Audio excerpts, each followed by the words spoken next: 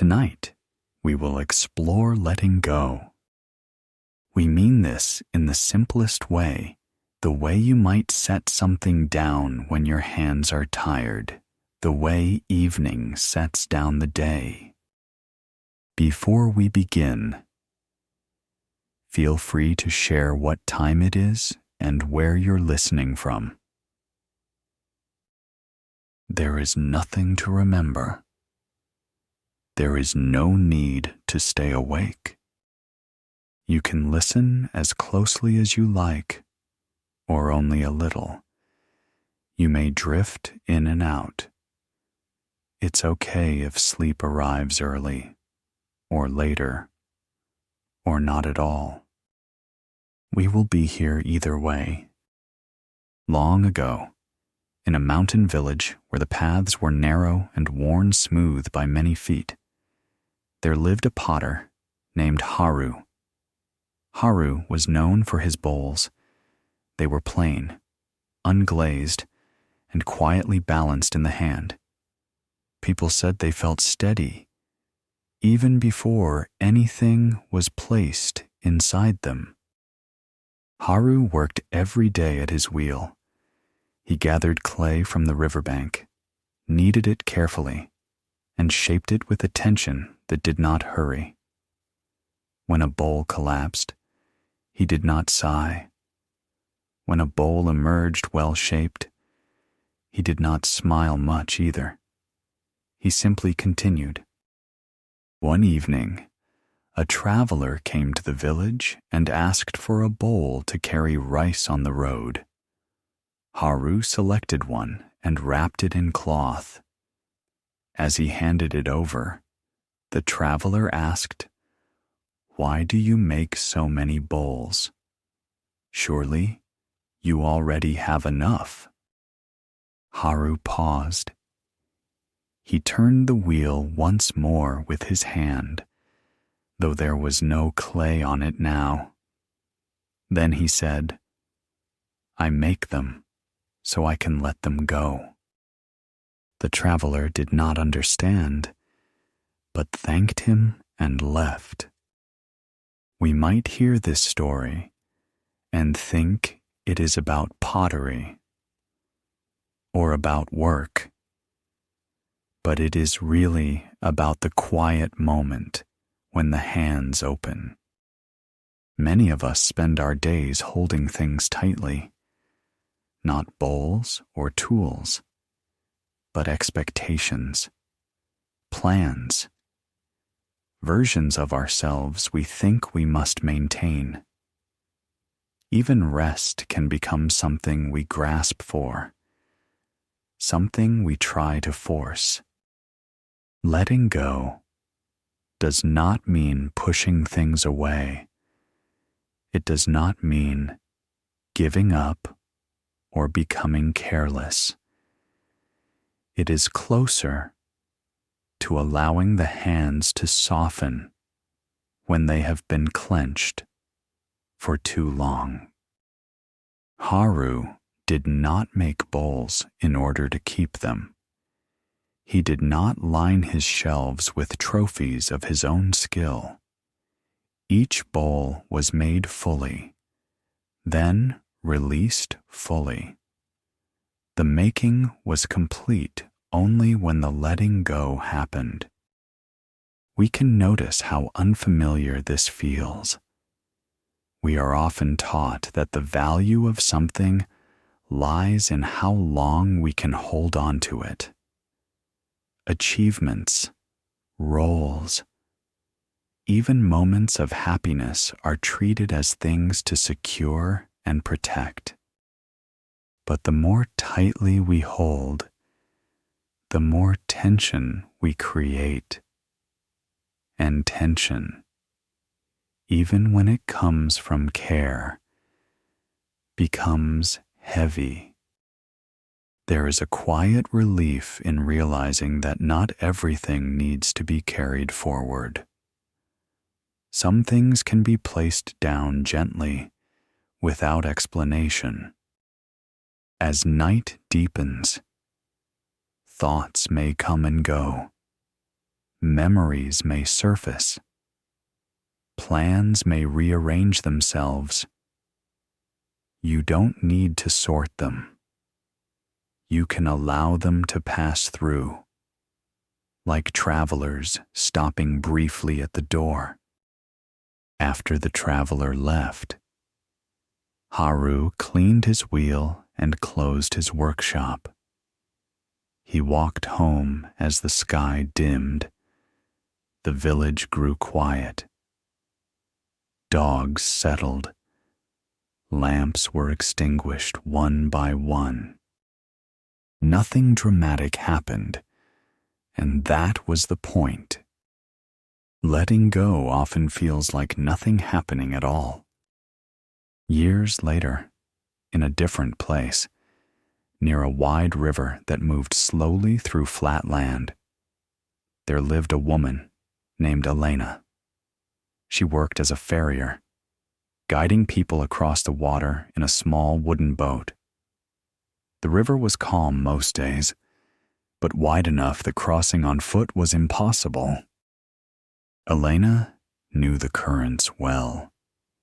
She knew where the water pulled quietly beneath the surface and where it carried leaves in slow circles.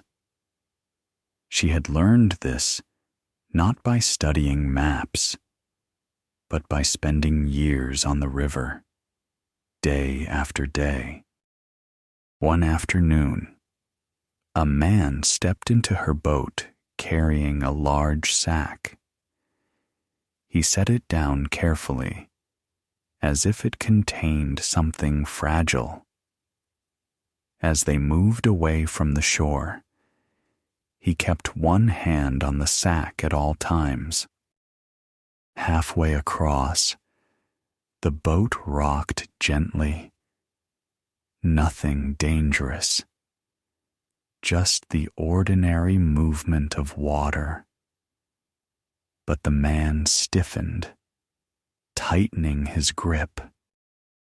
Elena watched him for a moment, then said, "The river will carry us whether you hold that or not." He frowned.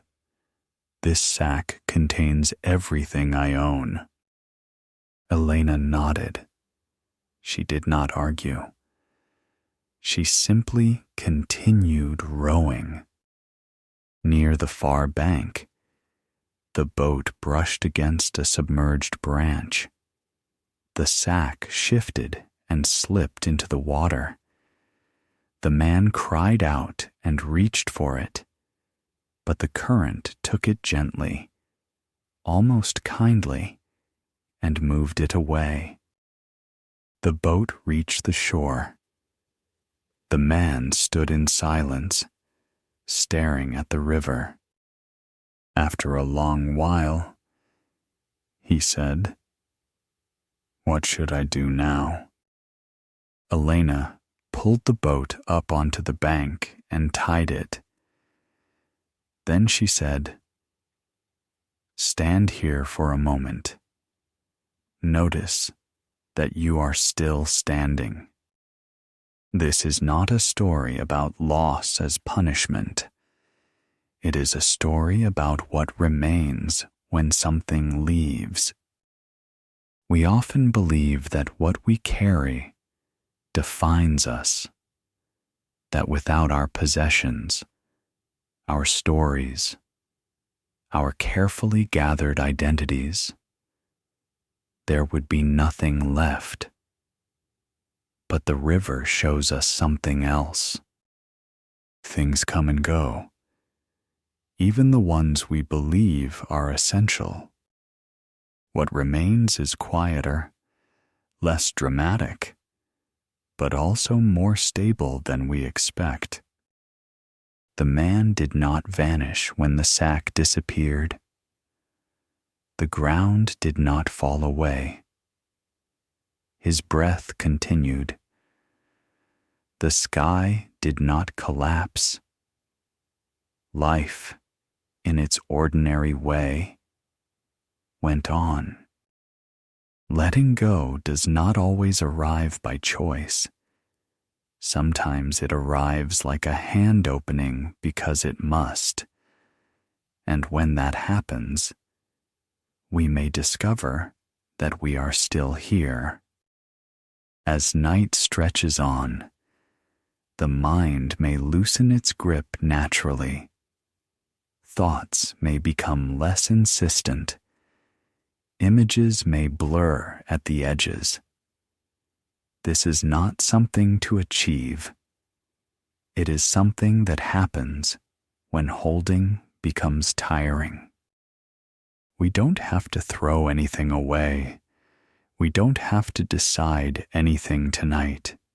We are simply noticing that holding is optional. Somewhere between waking and sleeping, there is a place where effort fades, where the day's weight sets itself down, where even understanding can be released. In another town, farther inland, there was an old monk named Malik who lived near a market. Each morning, people passed his small dwelling on their way to trade goods. They often asked him questions, hoping for advice. One morning, a young woman stopped and said, "I can't stop thinking. My mind is always busy. How do I let go?" Malik looked at the basket she was carrying. It was full of fruit, carefully arranged. He asked, "Why do you carry this basket?" "To sell the fruit," she said. "And when it is sold," he asked, "I will put the basket down." Malik nodded. "Then let the mind be like that." She waited for more, but he said nothing else. This answer may sound incomplete, and that is because letting go is not something that can be fully explained without becoming another thing to hold on to. The mind carries thoughts the way hands carry baskets. When there is a reason, the holding happens. When there is no reason, the basket is set down. At night, there is less to carry. We can allow this time to be what it already is: a slowing, a softening, a gradual release that does not need supervision. Understanding may come, or it may not. Sleep may come, or it may hover nearby. Either way, we are not failing. We are simply, gently letting go. The young woman thanked Malik and moved on toward the market. She sold her fruit that day, as she had many times before. In the evening, the basket was lighter and eventually empty. She set it by the door of her home and went inside. She did not think much about the monk's words then, but later, lying awake in the dark, she noticed something small and unfamiliar. There were brief spaces between her thoughts. Not silence exactly, just pauses. And in those pauses, there was no problem to solve. This is often how letting go first appears, not as a grand release, but as a thinning, a loosening, like a knot that begins to relax without announcing itself. We tend to imagine that letting go should feel decisive, like a door closing firmly, or an object dropped with intention. But more often, it feels like forgetting to keep holding. As the night continues, we may notice the same thing. A thought arrives, then drifts away. Another follows. We don't need to chase them or arrange them. They are doing what thoughts do when they are not being held tightly. In a coastal village where the air smelled of salt and kelp, there lived a net mender named Thomas. Each afternoon, fishermen brought him their torn nets. Thomas sat on a low stool near the water, repairing them stitch by stitch. His fingers moved steadily, without hurry. One day, a boy watched him work for a long time. Finally, the boy asked, "Don't you get bored doing the same thing every day?" Thomas smiled slightly. "The nets are never the same," he said. The boy looked closer. Some nets were frayed. Some were heavy with old seaweed. Some had been repaired many times already. Thomas treated each one carefully, but without attachment. When a net was finished, he folded it and handed it back. He did not watch where it went.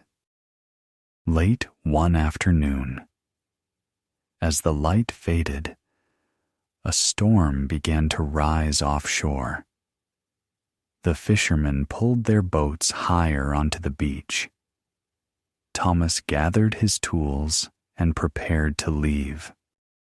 As he stood up, a strong gust caught one of the repaired nets and dragged it toward the water.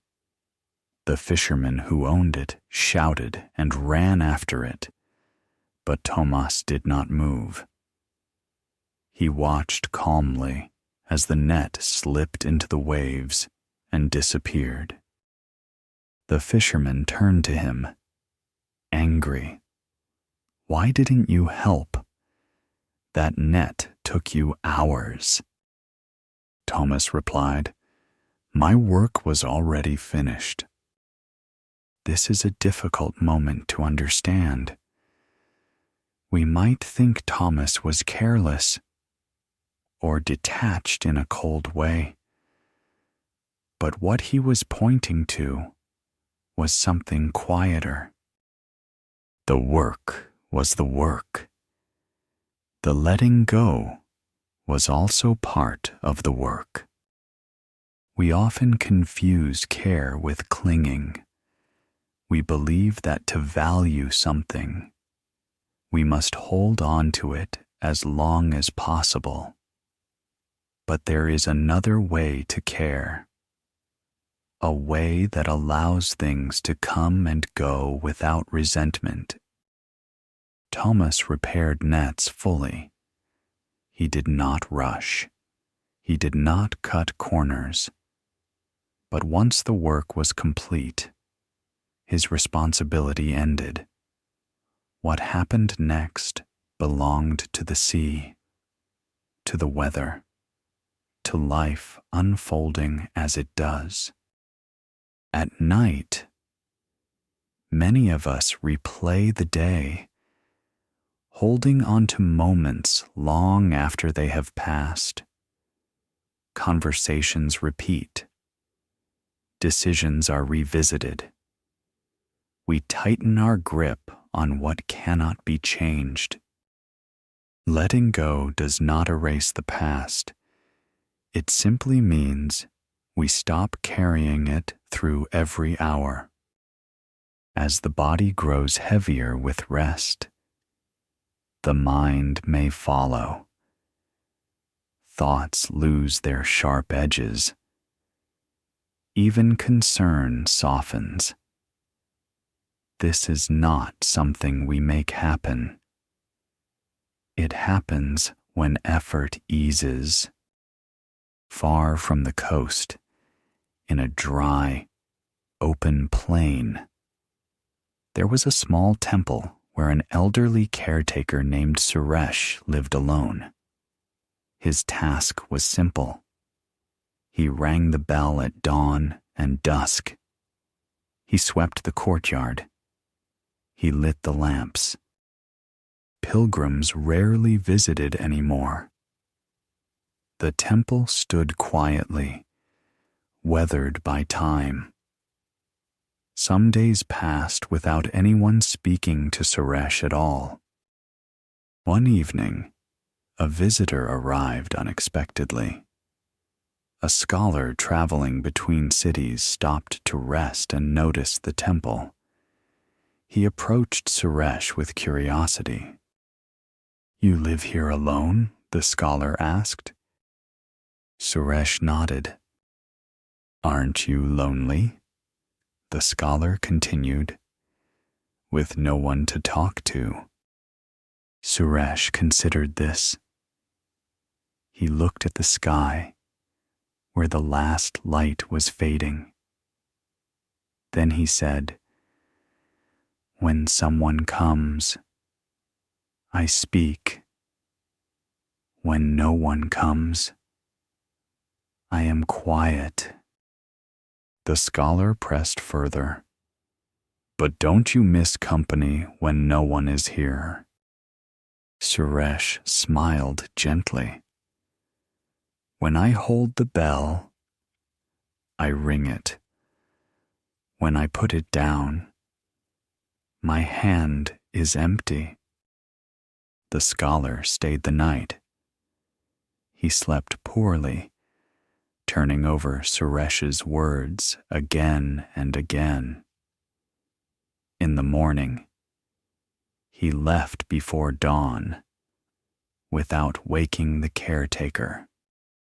We might hear this story and feel its simplicity, but also its challenge. Many of us fill every empty space with something: sound, thought, distraction. Silence can feel uncomfortable, even threatening. But Suresh was not pushing silence onto himself. He was not rejecting company. He simply did not cling to either presence or absence. Letting go is not about preferring emptiness.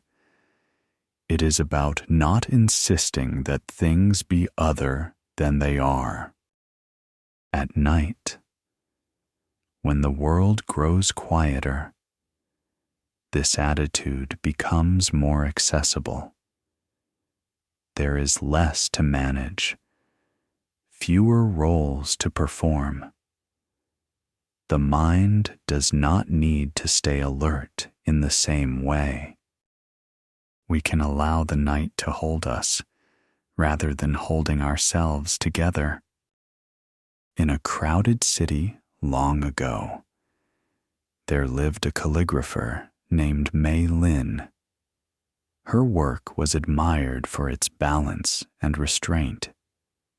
She practiced daily, copying the same characters again and again. One day, a patron commissioned a large piece for a ceremonial hall.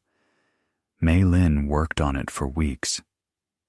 When it was finished, she felt something unusual: dissatisfaction. The strokes were correct. The spacing was precise. Yet something felt tight. She set the brush down and walked outside. The city was noisy, alive with movement. She watched people pass, each carrying something: bundles, tools, children, worries. After a long while, she returned to her workroom. Without planning to, she took a fresh sheet of paper and wrote the same characters again. This time, her hand moved more lightly. When she finished, she did not compare the two versions. She simply rolled up the second piece and delivered it.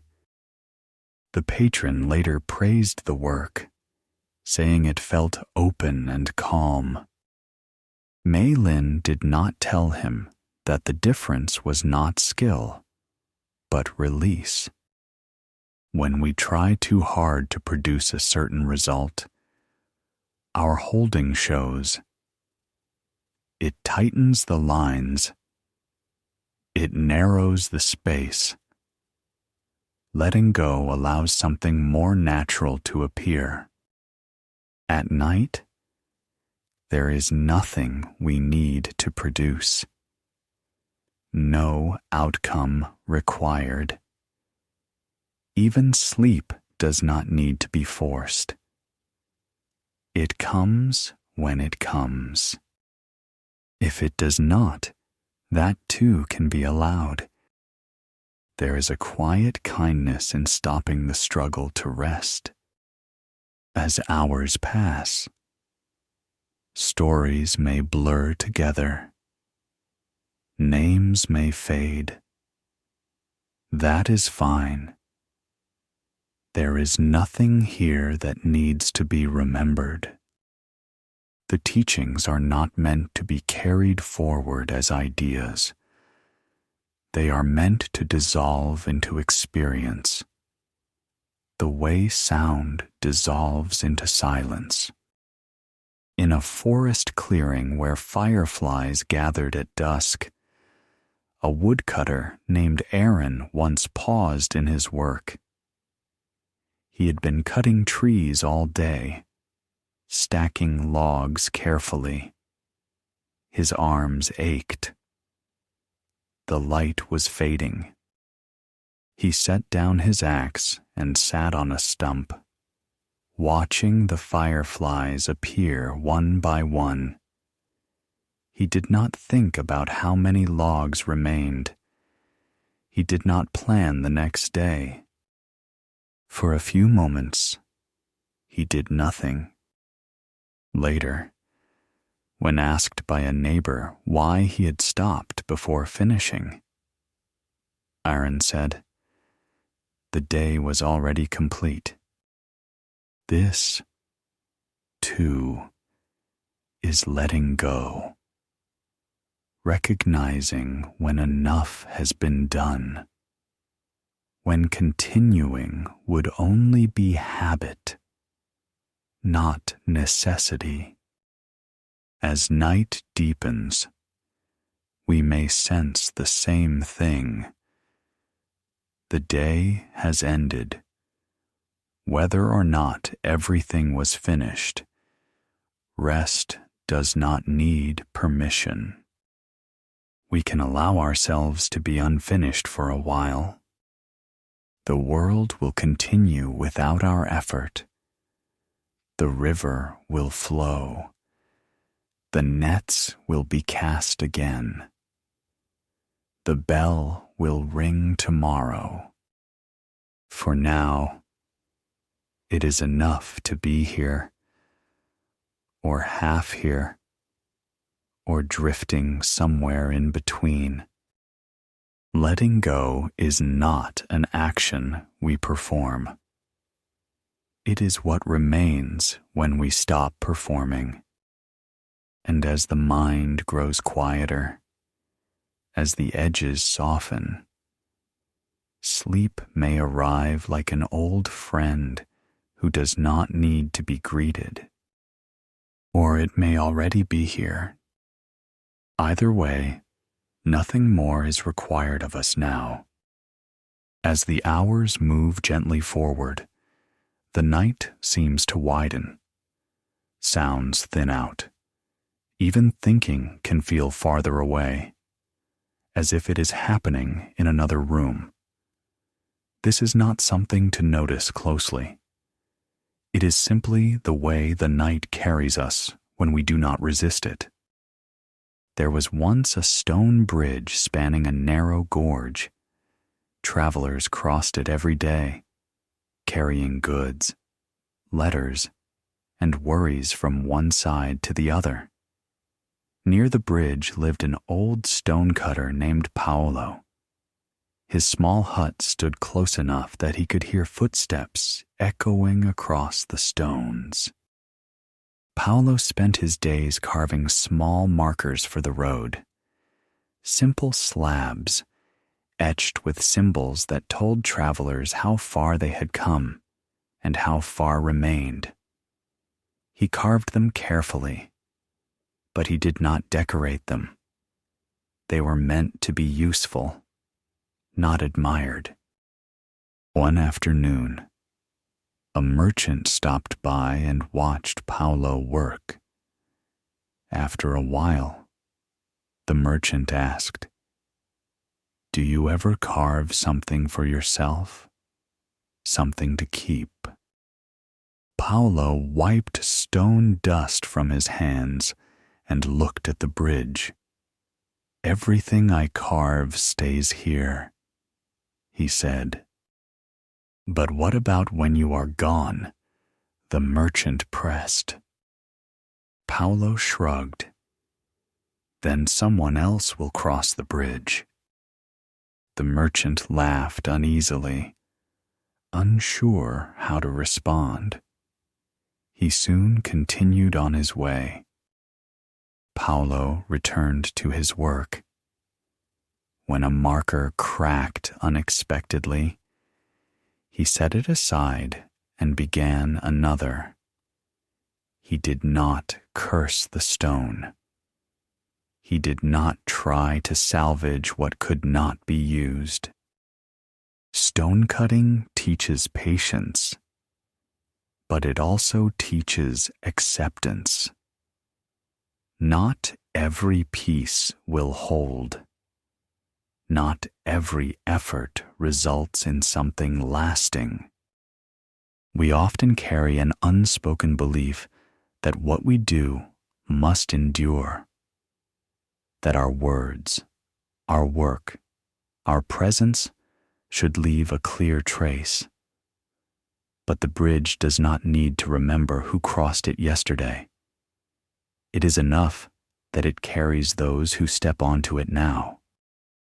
At night, when activity slows, we are given a brief chance to step out of the story of ourselves as doers and makers.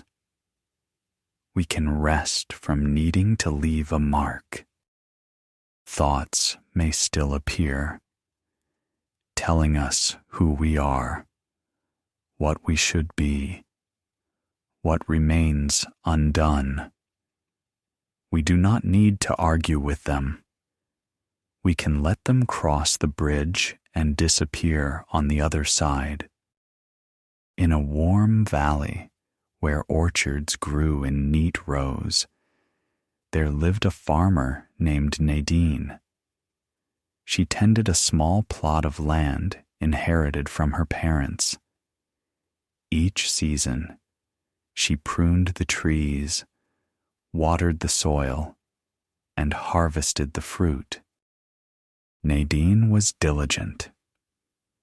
She watched the weather carefully and worried when clouds did not come on time. She worried when they came too much. Her nights were often restless, filled with calculations and concern. One year, a late frost damaged many of her trees. The blossoms fell early, and the harvest was poor. Nadine walked through the orchard, touching the bare branches, feeling a tightness in her chest. An elderly neighbor named Louis came by and saw her standing there. He said nothing at first. He simply picked up a fallen blossom and turned it over in his hand. "These trees have known many winters," he said quietly. "They let the cold pass through them." Nadine looked at him, exhausted. "I can't stop worrying," she said. "If I don't worry, I feel irresponsible." Louis nodded. Worry feels like holding the orchard together, he said. But the trees don't need your grip. They need your care, and then your release. That year, Nadine did what she could. She pruned what survived. She accepted help. When night came, she still worried sometimes. But there were moments when the worry loosened. Just a little. In those moments, sleep came more easily. Letting go does not mean abandoning responsibility. It means recognizing the limit of control. The difference is subtle, but it changes everything. We can tend to what is ours to tend. And then, when the day ends, we can allow the rest to unfold without our supervision. In a small town along an old trade route, there was a watchmaker named Ibrahim. His shop was filled with ticking sounds, each clock keeping its own steady rhythm. Ibrahim repaired watches and clocks brought to him from far away. People trusted him because he did not rush. He examined each mechanism patiently, replacing only what was needed. When a watch was finished, he wound it, listened, and then set it down. One evening, as he prepared to close his shop, a young apprentice asked him, "Do you ever worry about time running out?"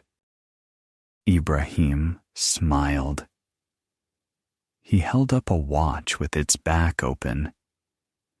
"This watch works because the parts move and rest in turn," he said. "If everything moved all the time, nothing would work." He closed the watch and placed it gently on the counter. "Even time rests," he added. This is easy to forget. We imagine time as something that pressures us, something that must be managed and filled. But time also contains pauses, gaps, nights. Night is time resting. We do not have to use it well. We do not have to optimize it. We can allow it to be empty in places. As the body settles, it may feel heavier or lighter. Sensations may blur together. This does not require attention. It is simply the body remembering how to release the day. In a mountain monastery, high above the clouds, there once lived a novice named Renata. She was earnest and attentive, always trying to do everything correctly. She memorized teachings quickly and asked many questions. One evening, after a long day of study, Renata approached her teacher, an older woman named Kema. "I understand the words," Renata said, "but I feel tense all the time. What am I missing?" Kema poured tea into 2 cups. As she handed one to Renata, she said, "Drink." Renata took the cup carefully, afraid of spilling. Kema watched her for a moment, then gently tilted the cup until a little tea spilled onto the floor. Renata gasped. You wasted it, she said. Kema smiled. Now the cup is lighter, she said. They sat in silence after that. Renata felt embarrassed at first. Then something eased. She drank the rest of the tea without thinking so much about it. Understanding is useful, but clinging to understanding can become another weight. Sometimes, letting go means allowing even our efforts to improve to soften. At night, there is no exam. No one is evaluating how well we rest. We can allow the cup to be a little less full. In a distant desert town, there was a storyteller named Samir who traveled from place to place, telling long tales by firelight. People gathered to listen, finding comfort in his voice. One night, after the crowd dispersed, a child asked Samir, "Do you remember all your stories?" Samir laughed quietly. "No," he said. "I remember how to begin." "And the rest?" the child asked. "The rest arrives, then leaves," Samir replied. This is true for stories, and for nights like this one. We do not need to hold on to every part. It is enough to let the beginning carry us, and then allow the middle and end to unfold as they will. As listening continues or fades, we can trust that nothing important will be missed. What is needed will remain. What is not will fall away on its own. In a quiet harbor, long after the boats had been tied up for the night, a lighthouse keeper named Sophia made her rounds. She checked the light, trimmed the wick, and then sat down to watch the sea. She did not scan the horizon anxiously.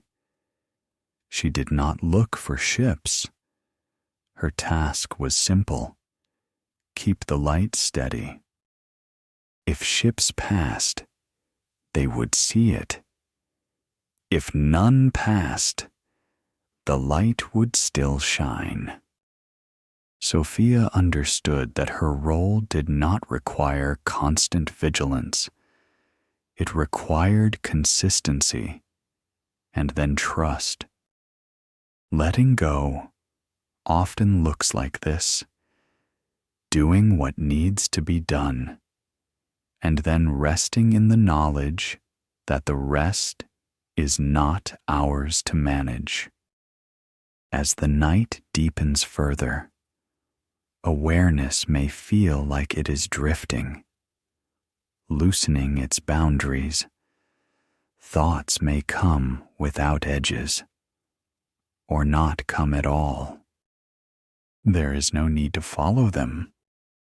The night does not ask us to be anything. It holds us whether we are alert or asleep. We can allow ourselves to be held. And in that holding, paradoxically, there is a great letting go. As the night carries on, it may feel as though the edges of things are becoming less distinct. Sounds blend. The sense of time loosens. This is not something to track. It is simply what happens when the day releases its grip and the night does not take it up. In a hillside town, where narrow paths curved between stone houses, there lived a baker named Lucian.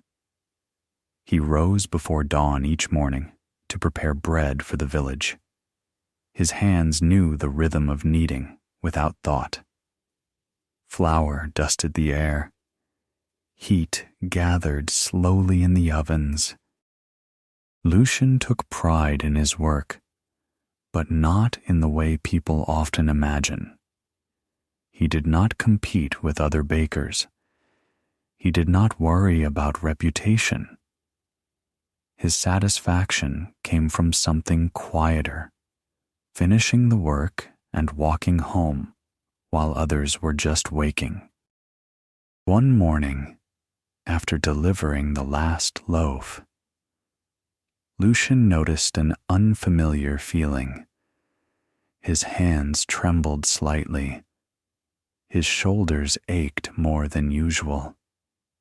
He realized, with some surprise, that he was tired in a deeper way. That evening, instead of preparing dough for the next day, he closed the bakery early. He sat outside his door and watched the sky darken. A neighbor passed and asked, "Aren't you baking tonight?" Lucian shook his head. "Not tonight," he said. "But what about tomorrow?" the neighbor asked. Lucian smiled faintly. "Tomorrow will come whether I prepare for it or not." This was not laziness.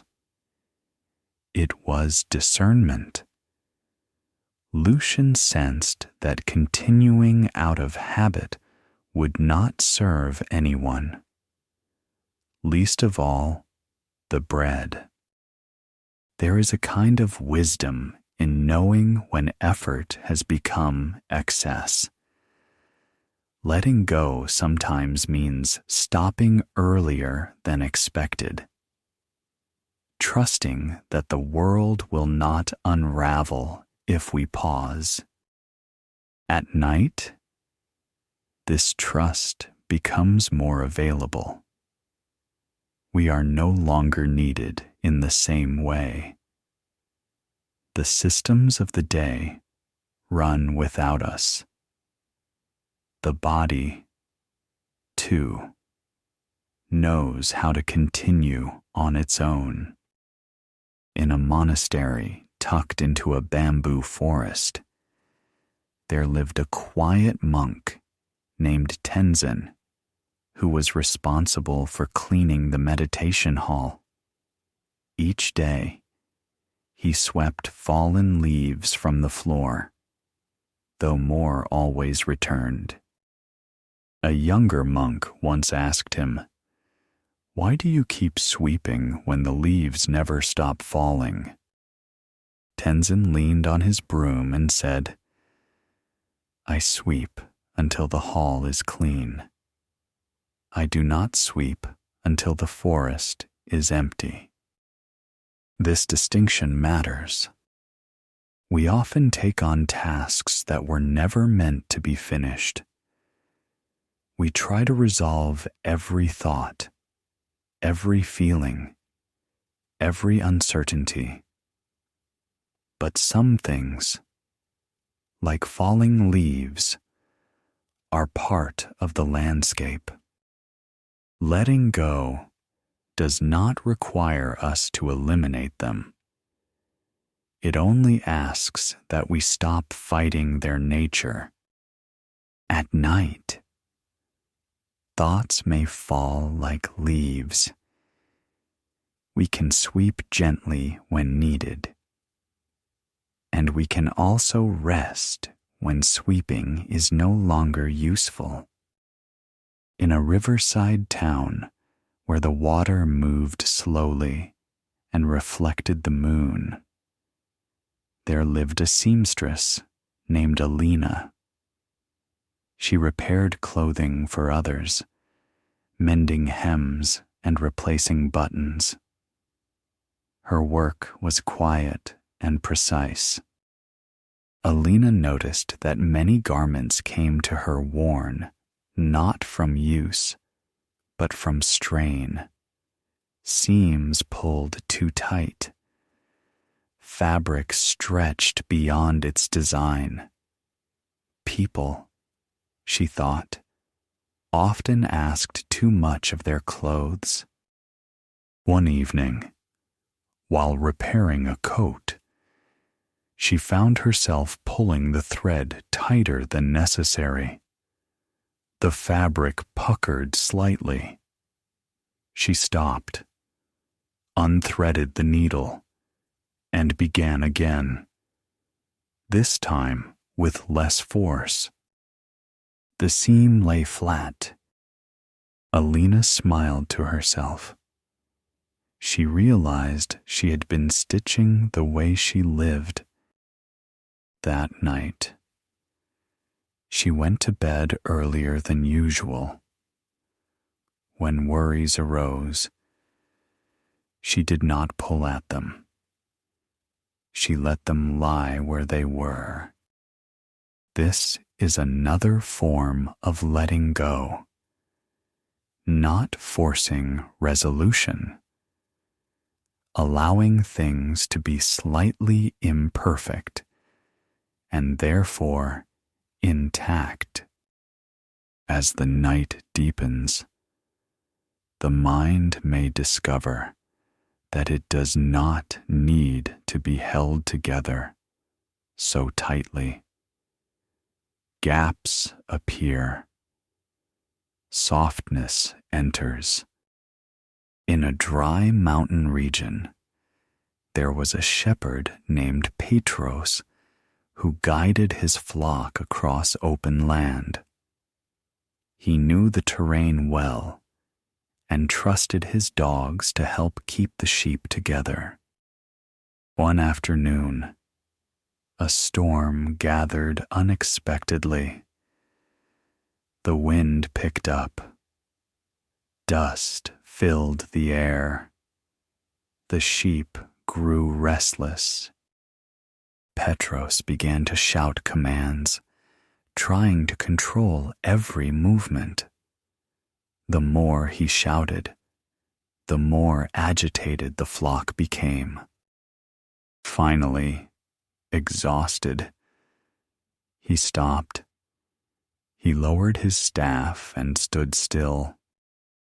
The dogs, sensing the change, moved calmly. The sheep settled. They clustered together naturally, finding shelter behind a ridge. Later, as the storm passed, Petros reflected on what had happened. His effort to control had created tension. His release had allowed order to return. There are moments when doing less restores more. At night, we are often tempted to manage our rest, to monitor it, to intervene. But sleep, like a flock, knows how to gather itself when left alone. We do not need to guide every moment. In a port city filled with languages and footsteps, there was a customs clerk named Yara. Her job was to inspect documents and wave travelers through. Each day, thousands passed her desk. Yara was known for her efficiency. She checked quickly, stamped firmly, and moved on. But over time, she noticed a dull ache behind her eyes. Faces blurred together. Voices became noise. One evening, as her shift ended, she lingered by the harbor. Ships moved slowly in the dark. She realized that she had been carrying every face home with her. replaying interactions long after they ended. That night, Yara imagined leaving the day at the harbor, not pushing it away, simply setting it down, like a heavy bag.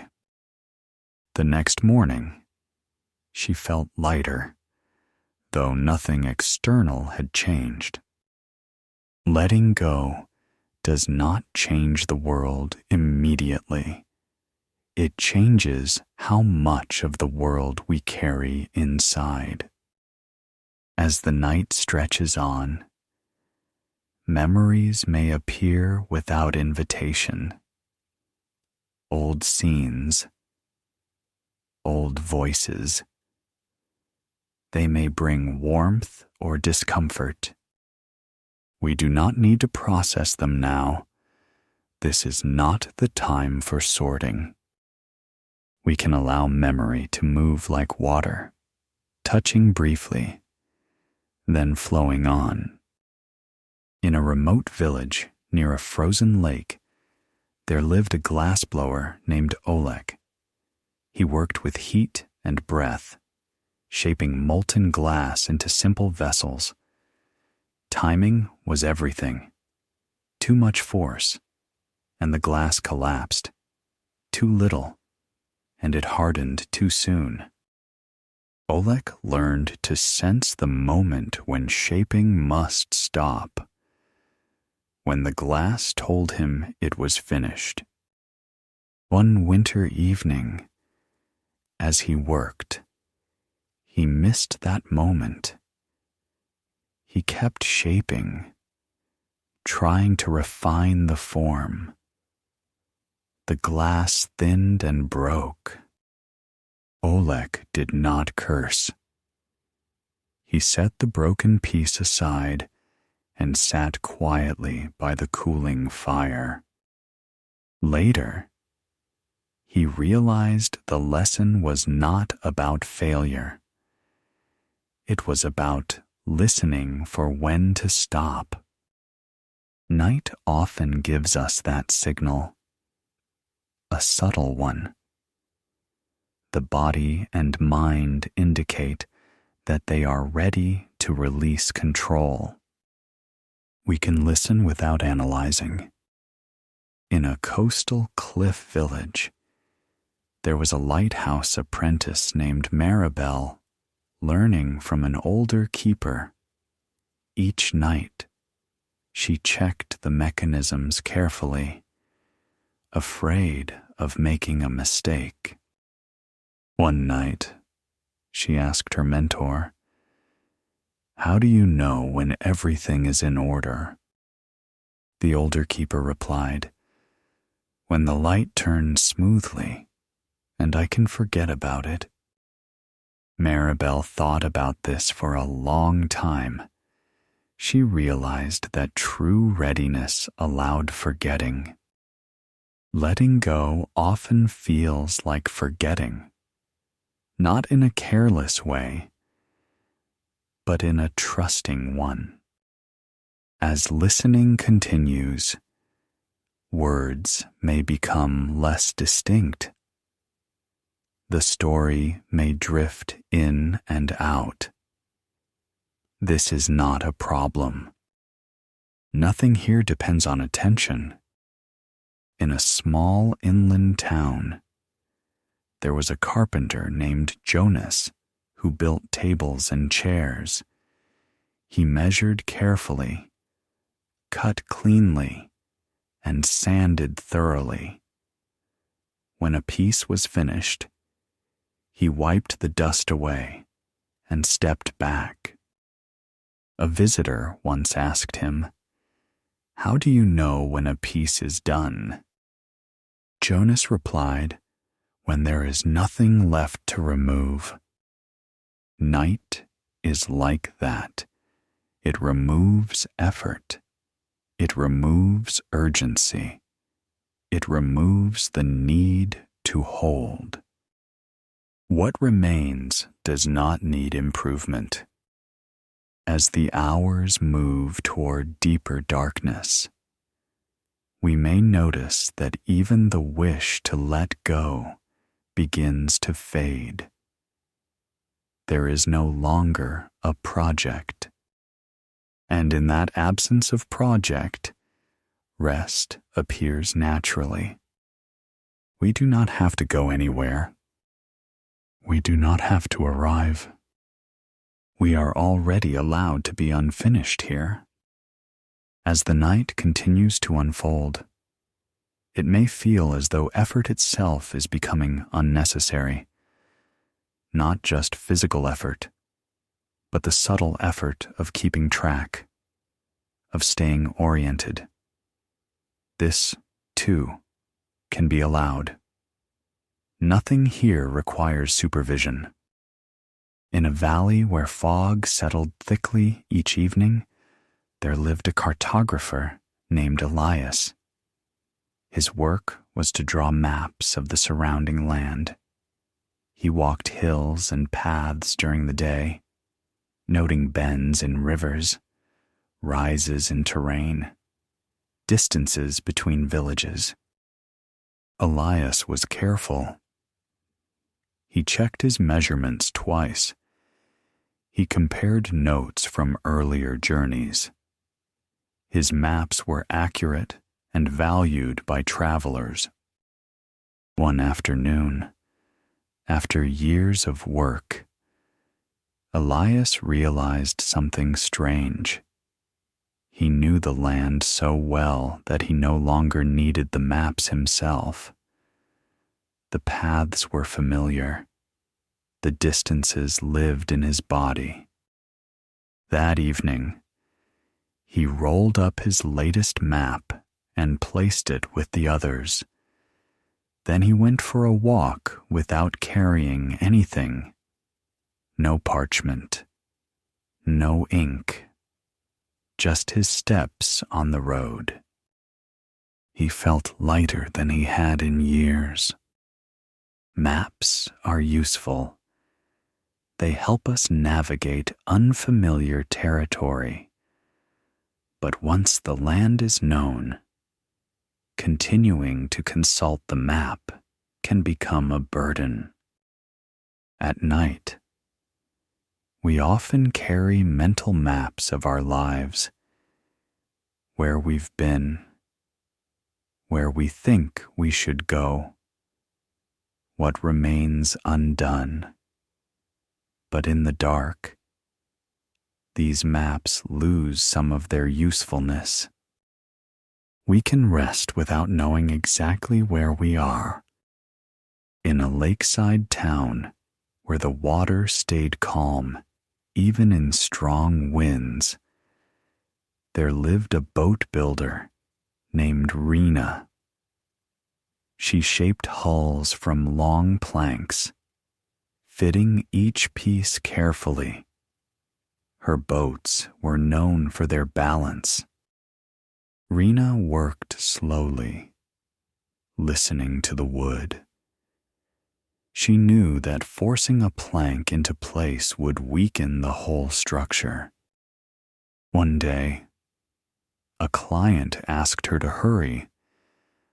"I need the boat finished soon," he said. "Can you push the work a little?" Rena shook her head. "If I push, the boat will remember," she said. The client did not understand, but waited. When the boat was finished, it moved smoothly on the water. It did not creak or strain. It held its shape. Our bodies and minds are not so different. They remember how we treat them. Constant pushing leaves traces. Letting go allows resilience to return. Night is a time when pushing is no longer useful. The systems that need effort shut down. The ones that restore us take over quietly. In a high desert town, there was a bell maker named Yusuf who cast bells for temples and villages. He melted metal, poured it into molds, and waited for it to cool. The waiting was the hardest part.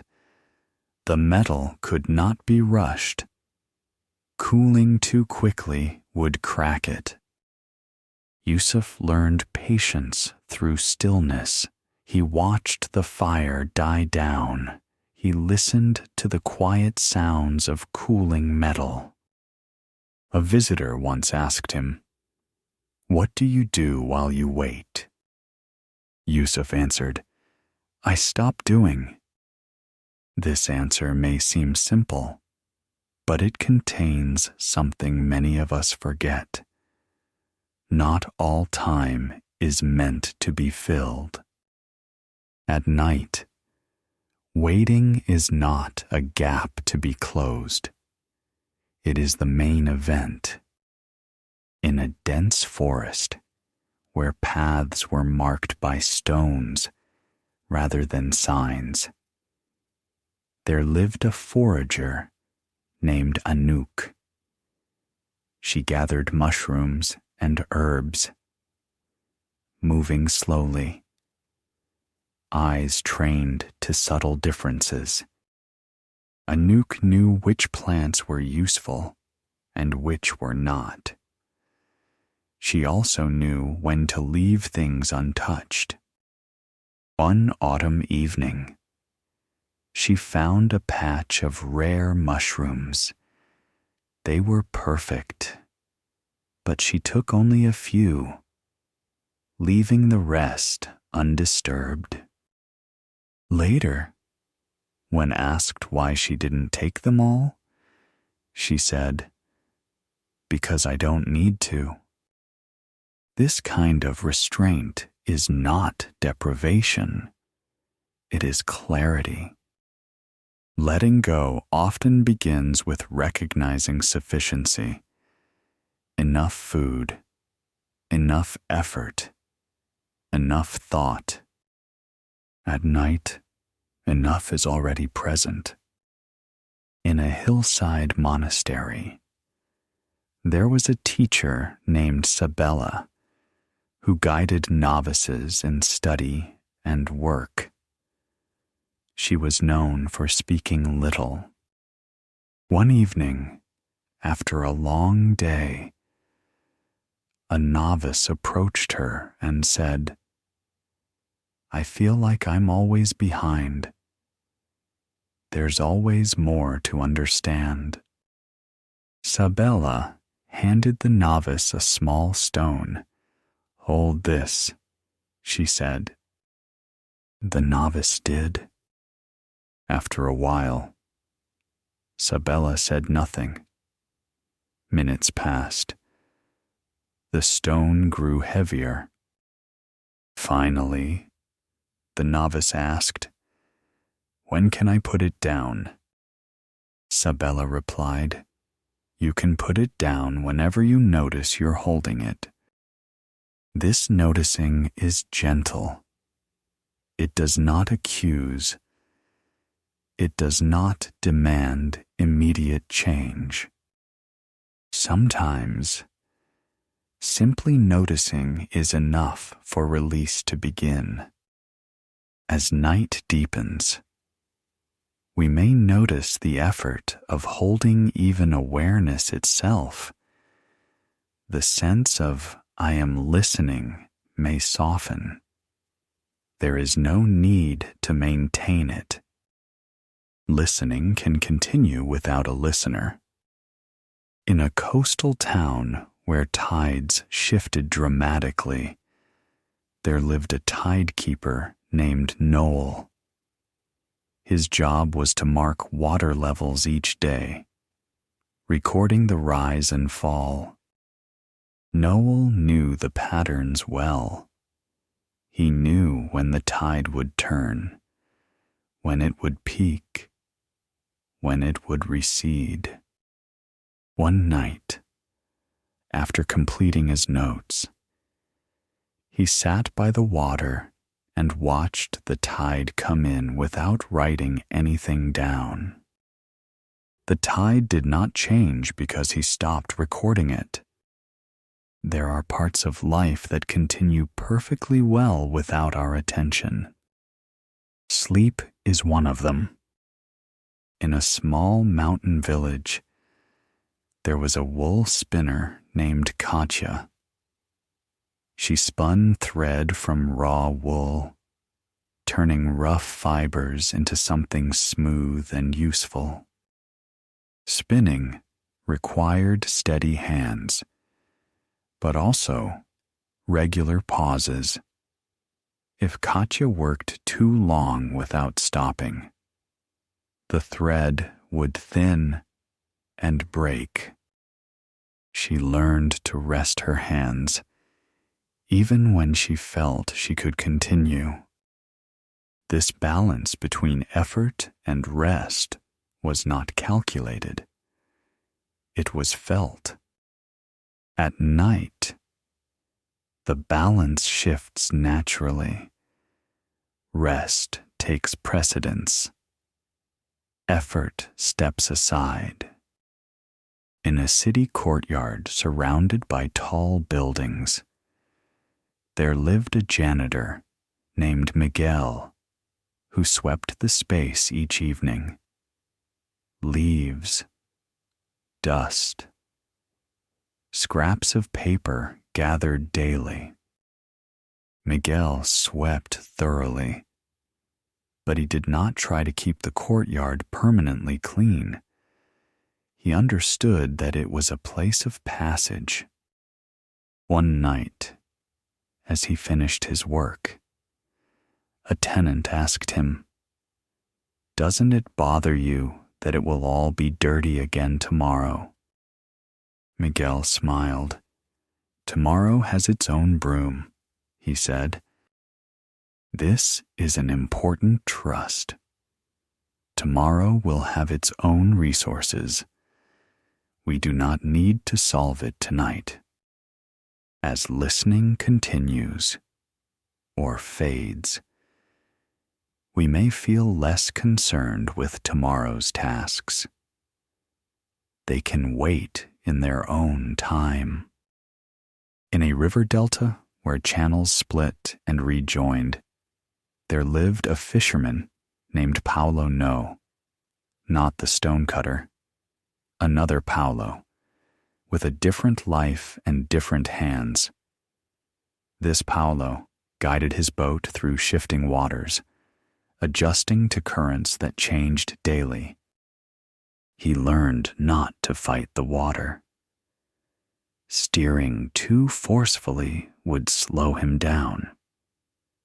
Instead, he aligned himself with the flow.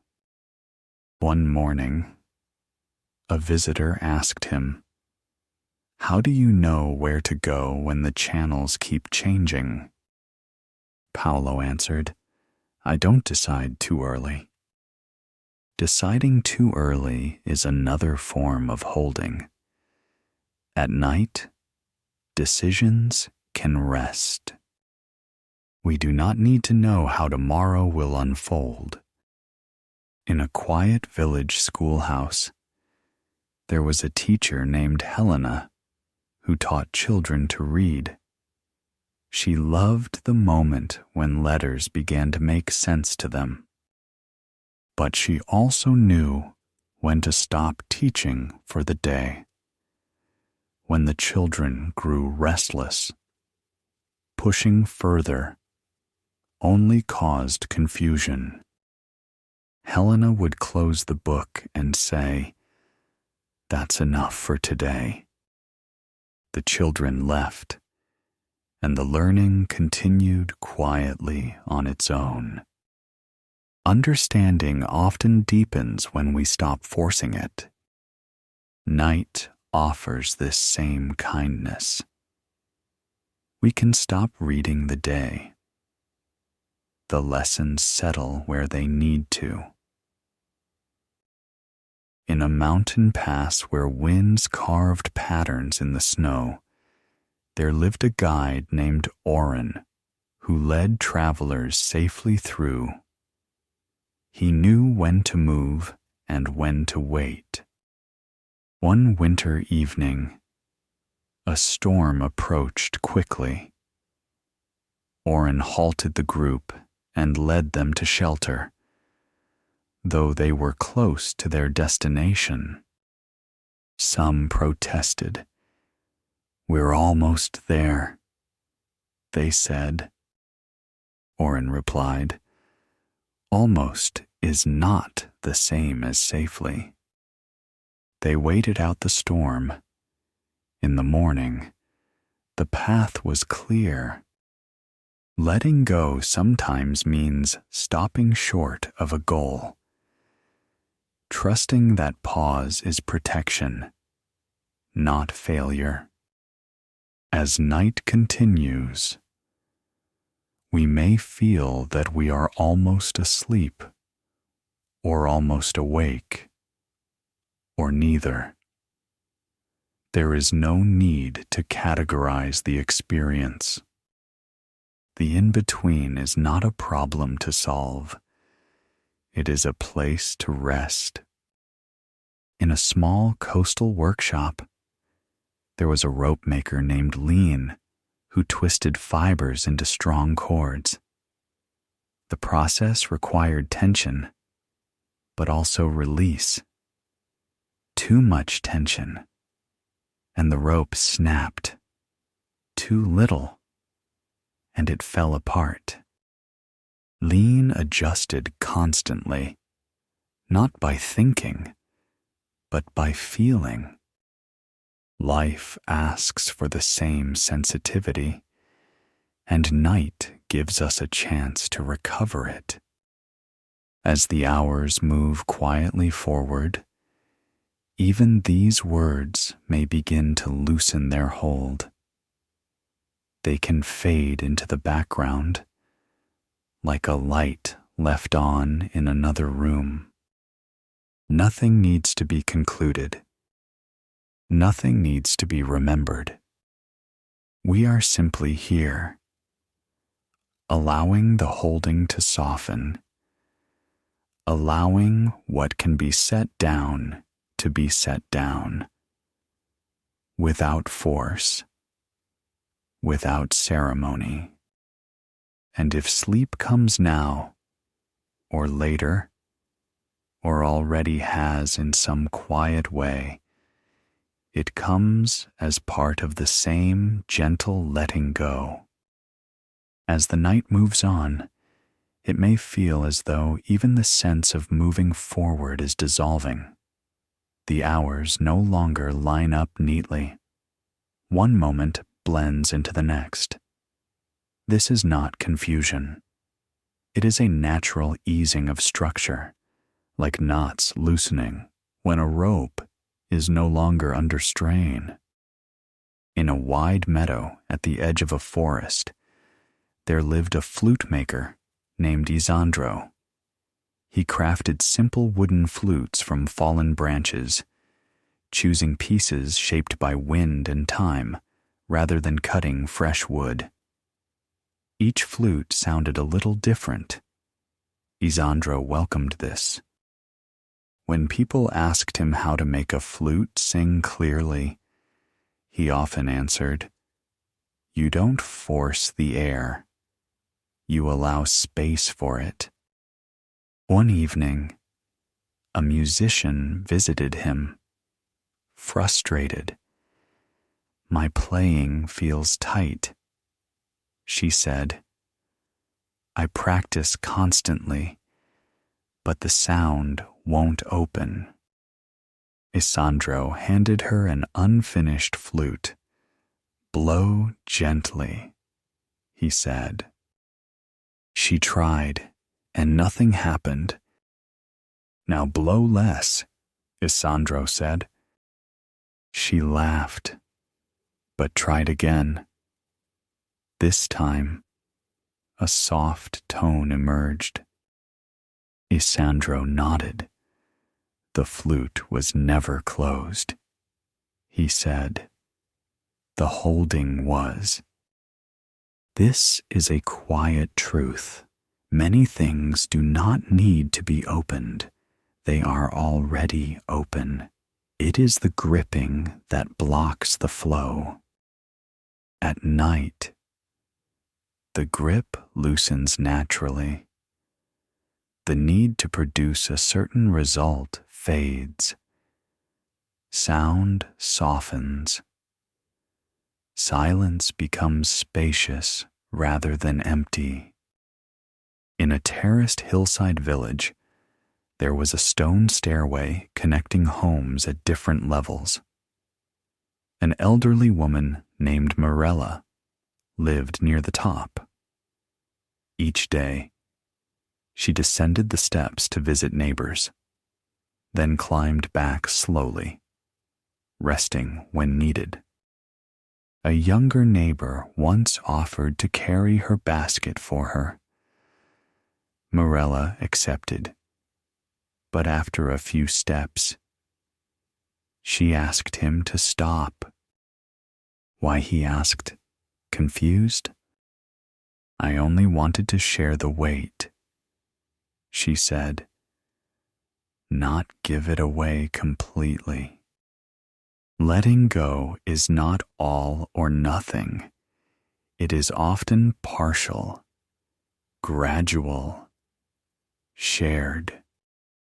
We do not need to drop everything at once. We can loosen one finger at a time.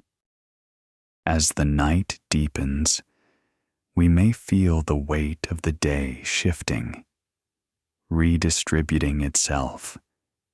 Some things fall away on their own. Others remain lightly, without pressure. In a quiet workshop near a river bend, there lived a papermaker named Giro. He soaked fibers, pressed sheets, and laid them out to dry in the open air. The process required patience. One rainy season, the air stayed damp for days. The paper dried slowly, curling at the edges. Giro resisted the urge to intervene. He did not bring the sheets inside or press them harder. They will settle, he said. And they did. The paper that dried slowly turned out stronger, less brittle. Night is like this slow drying. Rushing would only stiffen what needs to soften. We can trust the pace. In a town built around a circular well, there was a water carrier named Sabine. She drew water each morning, lowering the bucket carefully, listening for the sound that told her it had reached the surface. She did not pull immediately. She waited a moment, letting the bucket fill completely. One day, someone asked her why she always paused before lifting. Because the water needs time to enter, she said. If I pull too soon, I carry less. This pause is important. At night, the pause extends. We are no longer pulling information, effort, or identity toward us. We allow what needs to settle to settle. In a mountain town where winds whistled through narrow streets, there lived a wind chime maker named Corin. He hung chimes outside his shop, listening to how they sounded in different conditions. Some days were loud, some were quiet. Corin did not adjust the chimes to control the sound. he adjusted only their balance. If they are balanced, he said, they will sound when they need to. This balance is subtle. It is not about silence or noise. It is about readiness. Night brings a natural readiness for rest. We do not need to arrange it. In a remote coastal inlet, there was a tide pool keeper named Elowen who studied small marine life. She observed patiently, without disturbing the pools. One evening, a visitor asked her why she never collected specimens to study more closely. Elowen replied, "If I take them out, I only learn how they behave without their world." Letting go allows things to remain in context, including ourselves. At night, we are still part of the world. We do not need to step outside it to understand anything. In a quiet inland village, there was a bell ringer named Tommaso who rang the town bell at set hours. He followed the schedule precisely. One evening, after ringing the final bell, he lingered in the tower. The sound faded slowly, echoing across fields. Tommaso did not listen for when the sound ended. He listened for when he no longer needed to listen. This moment is hard to describe, but easy to feel. As the night continues, listening itself may fade. Awareness loosens its focus. There is no need to bring it back. In a lowland marsh, there lived a reed weaver named Hannah. She harvested reeds and wove them into mats and baskets. The reeds bent easily when fresh, but hardened if left too long in the sun. Hannah timed her work carefully. She knew when to bend, when to wait. One afternoon, she stopped weaving earlier than planned. The reeds felt stiff. She set them aside and rested. The next day, after soaking them again, the work continued smoothly. Sometimes, stopping is not an interruption. It is preparation. At night, stopping is the preparation. In a stone house near an old road, there lived a letter carrier named Benoit. He delivered messages by foot, rain or shine. He knew every path and shortcut. When his route was done for the day, he did not reread the letters. He did not imagine their contents. He left them where they belonged. Someone once asked him if he was curious about what he carried. Benoit replied, "Curiosity ends when the delivery is complete. The day's messages have been delivered.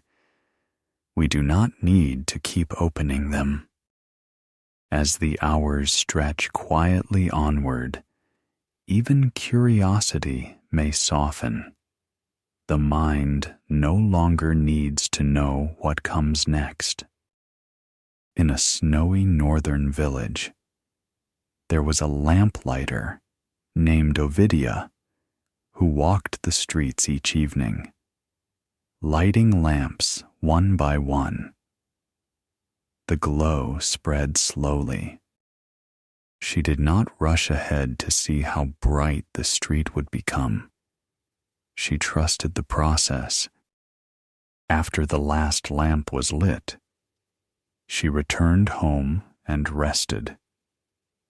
She did not check the lamps again. Nightlight does not need to be monitored.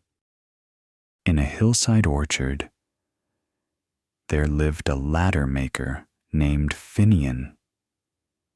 He built ladders for picking fruit, spacing the rungs carefully. Finian tested each ladder, climbing slowly, then setting it down. "How do you know it's safe?" someone asked. "When I don't think about falling," he said. Safety sometimes comes from absence of thought. As sleep approaches or already surrounds us, there may be less thinking about sleep itself. This is a good sign, though it does not need to be noticed. In a riverside monastery, there was a cook named Maro who prepared simple meals. He chopped vegetables quietly, stirring pots without hurry. One evening, after finishing dinner, he sat alone in the kitchen. He did not plan the next meal. He simply enjoyed the warmth of the room. When asked what he was doing, he said, "Digesting the day. Night digests us." In a small desert settlement, there was a shade builder named Salma who constructed shelters from cloth and poles. Her designs were simple, allowing air to move freely. She said, "Shade works best when it doesn't trap heat. Rest works the same way. We do not need to trap the night with effort." As listening fades in and out, the stories may no longer feel separate. Names may blur. Images soften. This is not loss. It is integration. In a quiet fishing hamlet, there was a knot untier named Iosef. People came to him when ropes tangled badly. He did not pull hard. He loosened gently. "The knot will tell you where to start," he said. At night, knots loosen themselves when left alone. We can allow that. In a forest clearing, there lived a charcoal burner named Vika who tended slow-burning fires covered with earth. The fires took days to complete. Vika did not watch constantly. She checked occasionally, then let the process continue unseen. Some things work best without attention. As the night deepens further, there may be less sense of a boundary between inside and outside, listening and not listening. This is natural. Nothing needs to be concluded. Nothing needs to be carried forward. We are not doing anything wrong if the words drift past unheard, or if they remain as a soft presence. Letting go is already happening, quietly, in its own time, and we are allowed to rest within it. As the night stretches even wider, it may feel as though there is less and less to hold on to. The sense of being a listener, of following a thread, may soften. This is not a mistake. it is a sign that holding is no longer necessary. In a quiet valley where mist lingered late into the morning, there lived a clock repairer named Aurel. His shop was small, filled with half-open clocks resting in patient silence. Some were old, their wood darkened by age. Others were newer, precise and light. Aurel did not rush his work. He opened a clock, studied its inner movement, and then waited. Sometimes he waited longer than he worked. A visitor once asked him, "Why do you pause so often?" Aurel replied, "If I keep my hands busy, I stop listening." He had learned that mechanisms reveal themselves when not pressured. Springs settle. Gears show their alignment. What seemed confusing becomes clear when touched less. At night, we are offered the same chance. We can stop adjusting, stop fixing, let the inner workings settle on their own. In a hillside village where lanterns were hung along narrow paths, there lived a lamp painter named Nisha. She painted simple designs on glass lanterns' leaves, moons, circles, nothing elaborate.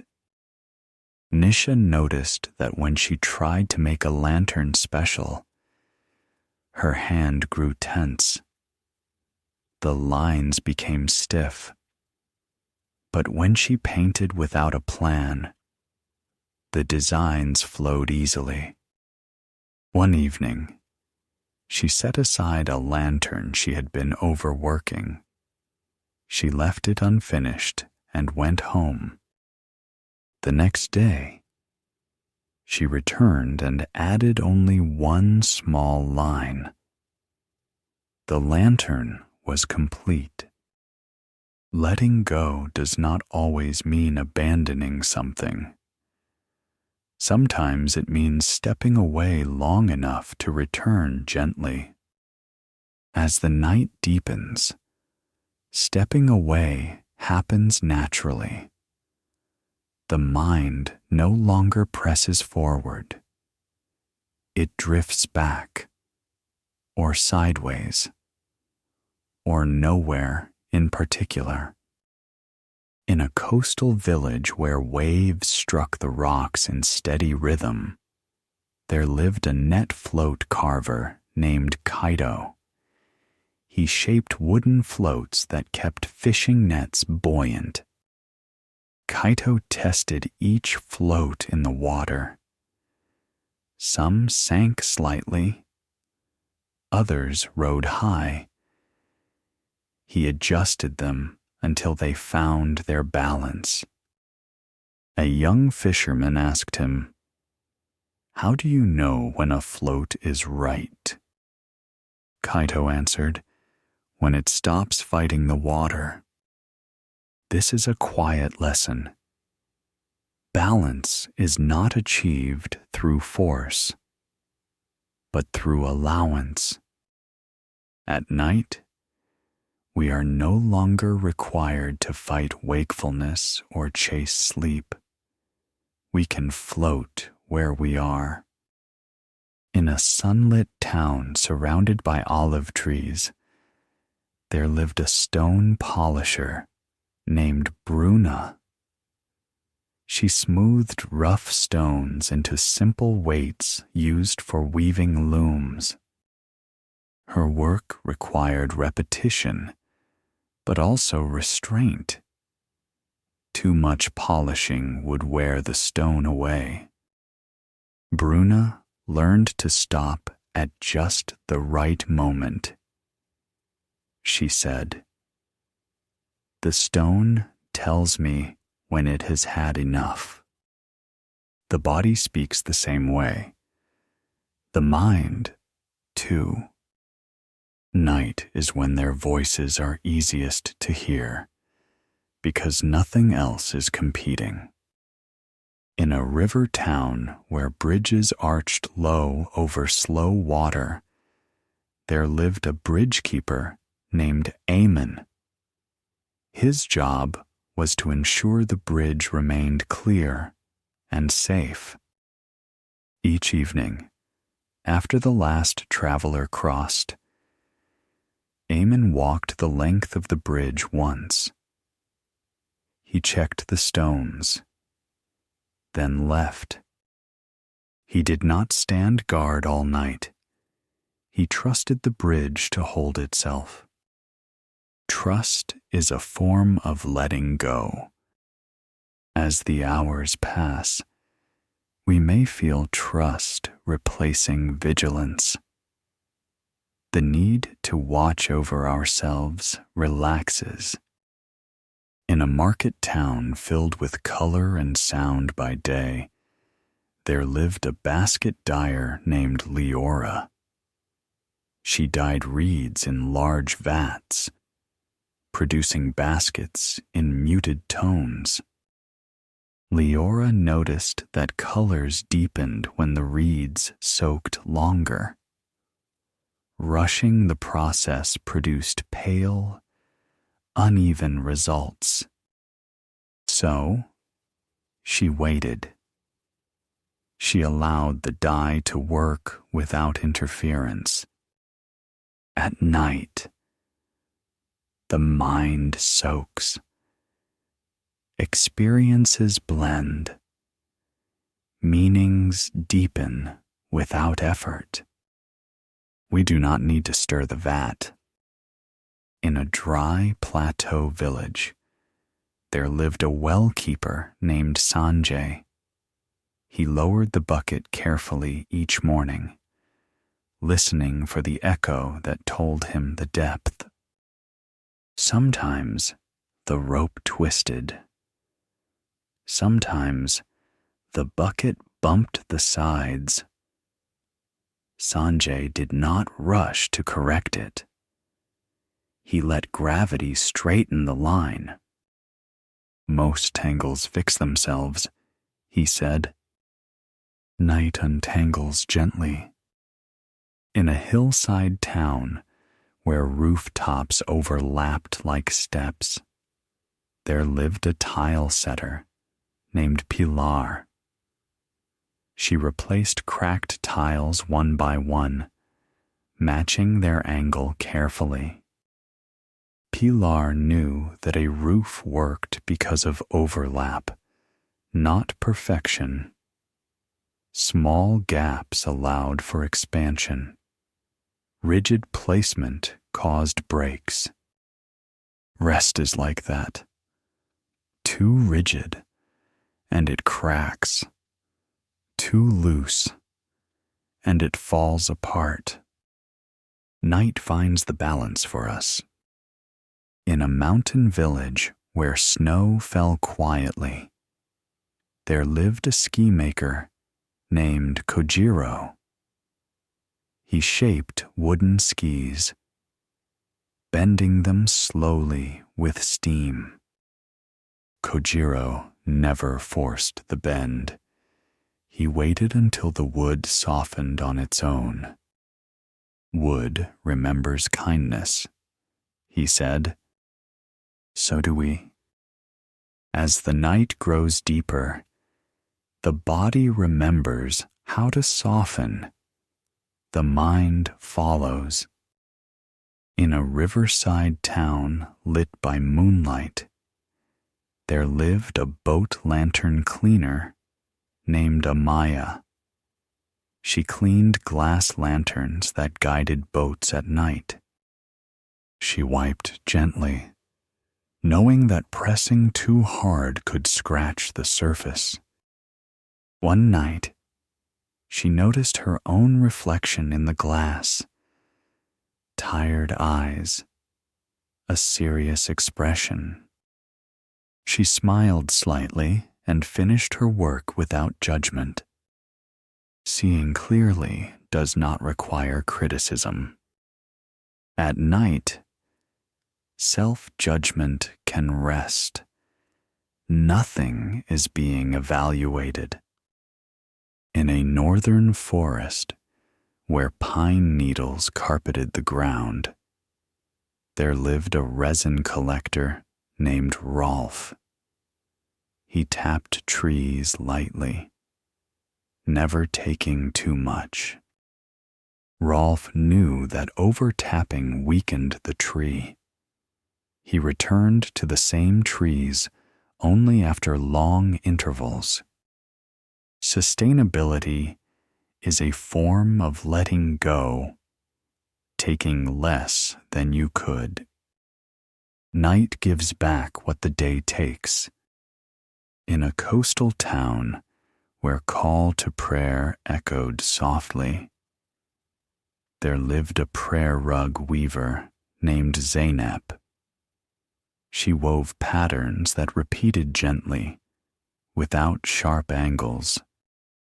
Zeynep said, "Harsh lines disturb rest." She wove with curves, allowing the eye to move without stopping. The night has curves too. It does not demand sharp focus. In a hillside vineyard, there lived a grape sorter named Tiago. He separated ripe grapes from those not yet ready. Tiago did not force ripeness. He waited for the season to complete its work.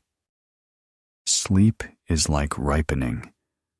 It cannot be rushed. In a desert-edge town, there lived a shade cloth mender named Noor.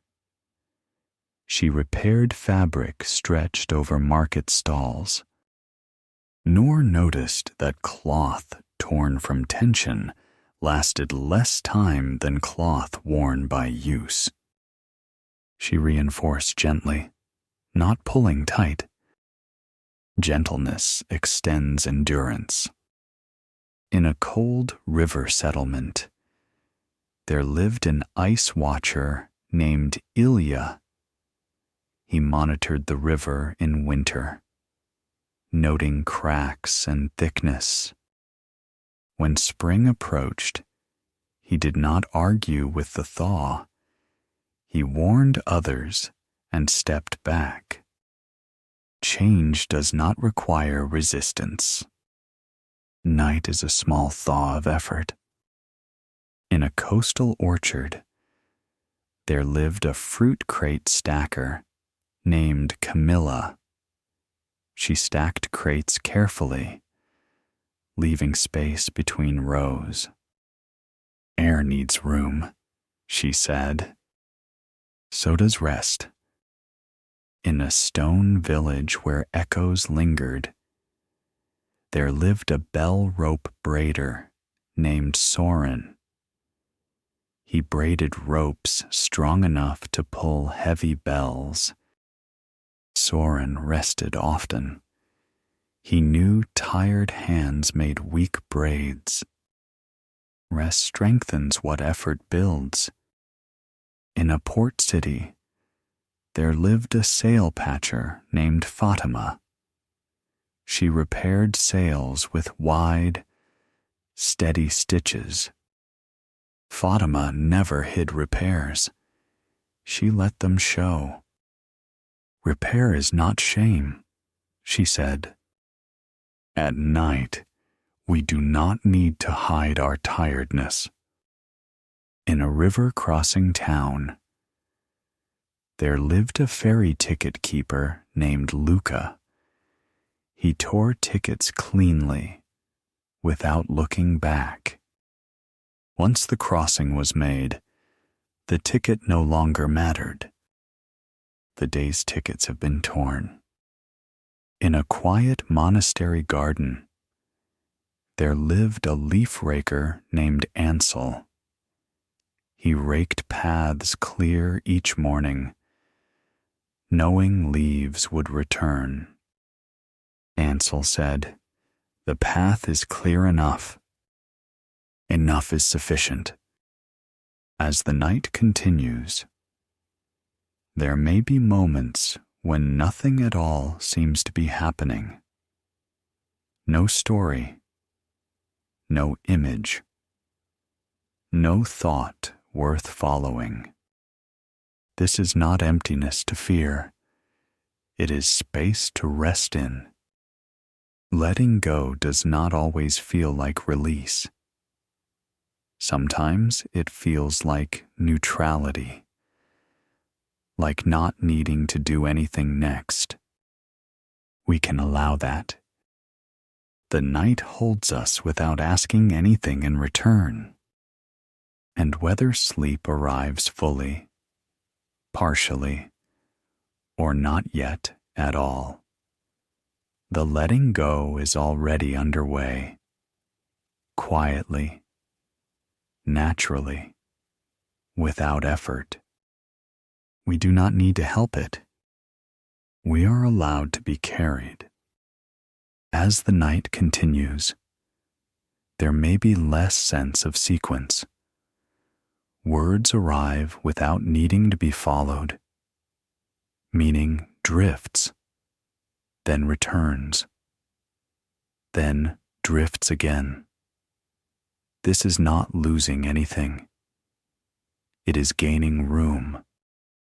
In a quiet river bend, where reeds whispered even without wind, there lived a boat-oar carver named Sylvan.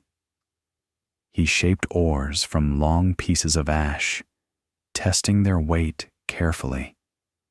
An oar, he believed, should feel almost absent in the hands.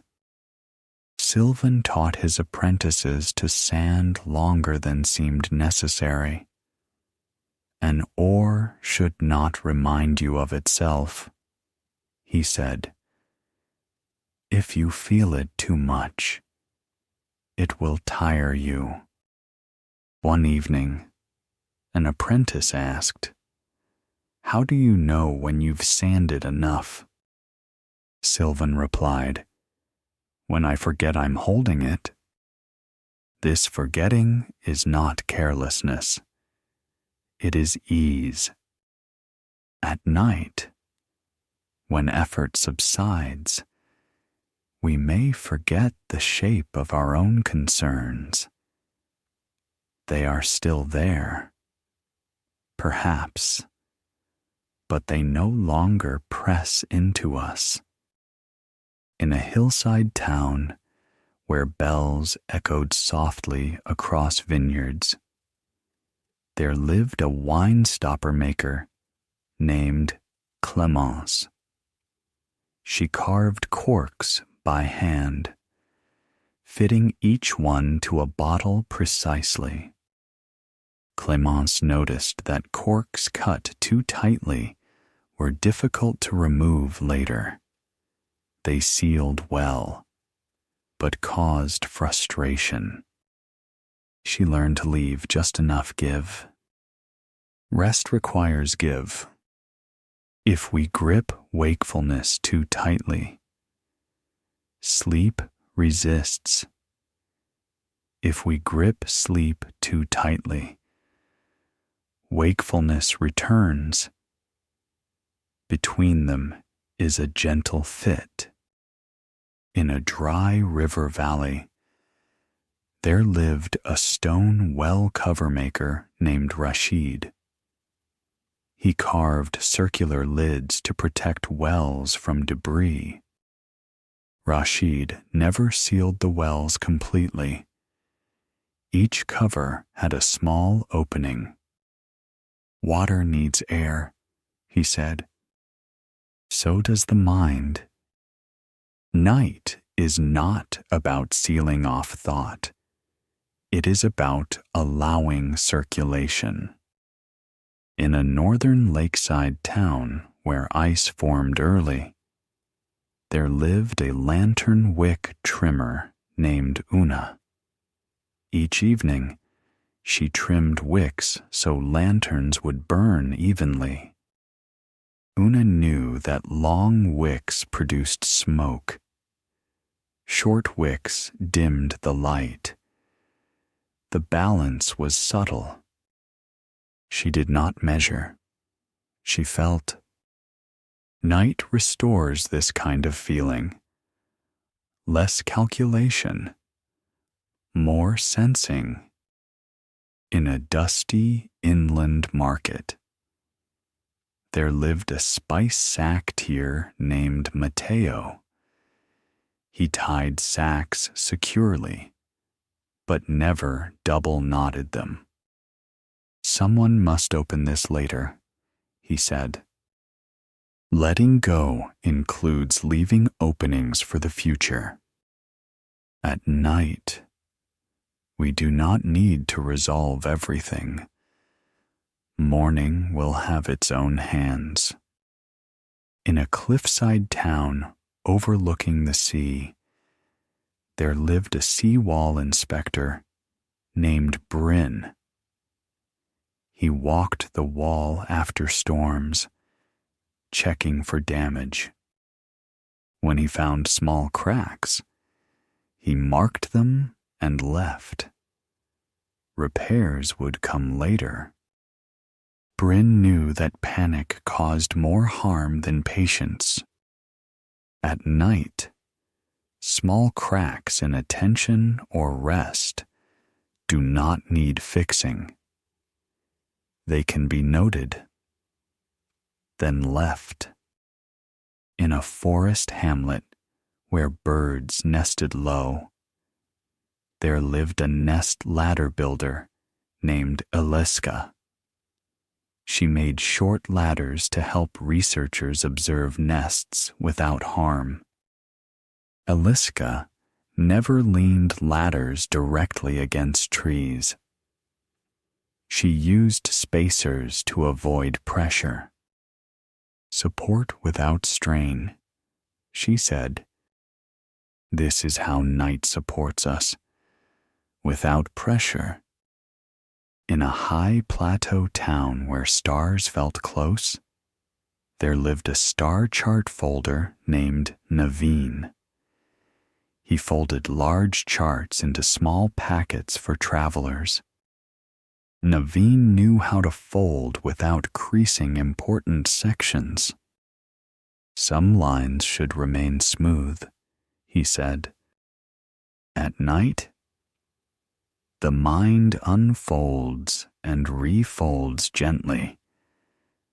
Not everything needs a sharp crease. In a river island village, there lived a rope ferry guide named Solène. She guided ferries using ropes stretched across the water. Solène did not pull constantly. She adjusted only when needed. The current helps, she said. We do not need to fight the current of sleep. In a coastal salt flat town, there lived a salt rake repairer named Thighs. He fixed wooden rakes used to gather salt crystals. Thighs replaced broken tines but never sharpened them excessively. Salt forms on its own, he said. We just gather. Rest forms on its own. In a mountain pass settlement, there lived a snow marker painter named Ilva. She painted poles that marked safe paths in winter. Ilva painted only what was necessary. Too many markers confused travelers. At night, too many instructions confuse rest. Simplicity helps. In a lowland orchard village, there lived a fruit ladder carrier named Benno. He carried ladders from tree to tree. Benno rested often, leaning ladders against trunks Ladders are heavy when carried, he said, light when set down. So are responsibilities. In a river-mouth town, there lived a net buoy tester named Karima. She tested buoys by releasing them into water and watching. If a buoy drifted oddly, she did not chase it.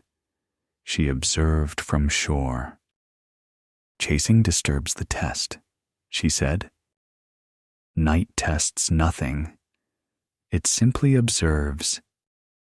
In a rocky highland village, there lived a pathstone aligner named Radu. He aligned stones so paths followed the land's natural curves. Radu avoided straight lines on slopes. Straight fights gravity, he said. At night, we stop fighting gravity. We sink. In a quiet inland port, there lived a cargo tally clerk named Imogen. She counted crates as they were unloaded. When her shift ended, she closed the ledger. Imogen did not carry numbers home. The day's counting is done. In a coastal village where fog horns sounded low and long, there lived a horn tuner named Pascaline. She adjusted horns so they carried without piercing. Pascaline listened more than she adjusted. Night tunes us without effort. In a dry steppe town, there lived a shade post planter named Orazio. He planted posts for travelers to rest beneath. Orazio spaced them irregularly. Rest should appear unexpectedly, he said. Sleep sometimes arrives the same way. In a river gorge village, there lived a bridge rope loosener named Kezia. After storms, she loosened ropes that tightened with moisture. If left tight, they snap, she said. At night, tightness loosens. In a seaside cliff hamlet, there lived a gull feather cleaner named Lorcan. He cleaned feathers used for insulation. Lorcan shook feathers gently, letting dust fall away. Do not press, he said. Let gravity work. Gravity works at night. In a vineyard edge town, there lived a barrel ring fitter named Mael. She fitted metal rings around barrels. Mael heated rings to expand them, then let them cool naturally. Forcing them cold cracks the wood, she said. Cooling happens on its own. In a northern river town, there lived an ice rope coil keeper named Steen. He coiled ropes loosely in winter. Tight coils freeze stiff, he said. Loose coils remain usable. Night loosens us. In a stone quarry village, there lived a chisel rest maker named Renzo. He carved rests where workers placed tools between strikes. Renzo believed rests were as important as tools. Without rests, tools dulled. Without night, we dull. In a coastal fishing town, there lived a knot marker dyer named Sophia. She dyed knots different colors to show function. Sophia did not color everything. Too much color hides meaning, she said. At night, meaning simplifies. In a desert caravan stop, there lived a water-skin stopper checker named Halim. He checked stoppers for cracks. Halim replaced only what was needed. Intervention should be minimal, he said. Night intervenes minimally. In a forest ridge village, there lived a moss path tender named Lotta. She tended paths covered in moss. Lotta never scraped moss away. She trimmed gently. Moss protects the ground, she said. Softness protects us. In a lakeside fairy town, there lived a bench smoother named Arnau. He smoothed benches along the shore. Arnau tested benches by sitting quietly. If I can forget the bench, he said, it is ready. Forgetting is a sign of comfort. As the night moves deeper, there may be more forgetting. The forgetting of the room, of the time, of the effort to rest. This is not drifting away. It is settling in. In a hillside monastery orchard, there lived a fruit drop watcher named Mirek. He watched fruit fall naturally when ripe. Mirek never shook trees. What is ready will fall, he said. Sleep falls when ready. In a small harbor town, there lived a rope-end sealer named Celia. She sealed rope ends to prevent fraying. Celia sealed lightly, not stiffening the rope. Flexibility is strength, she said. At night, flexibility returns. In a mountain valley, where echoes softened quickly, there lived an echo tester named Thomason.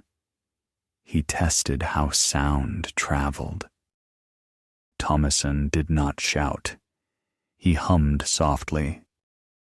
Gentle sounds travel farther, he said. Gentle nights go deeper. In a quiet inland crossing, there lived a sign remover named Jarek. He removed temporary signs after road work.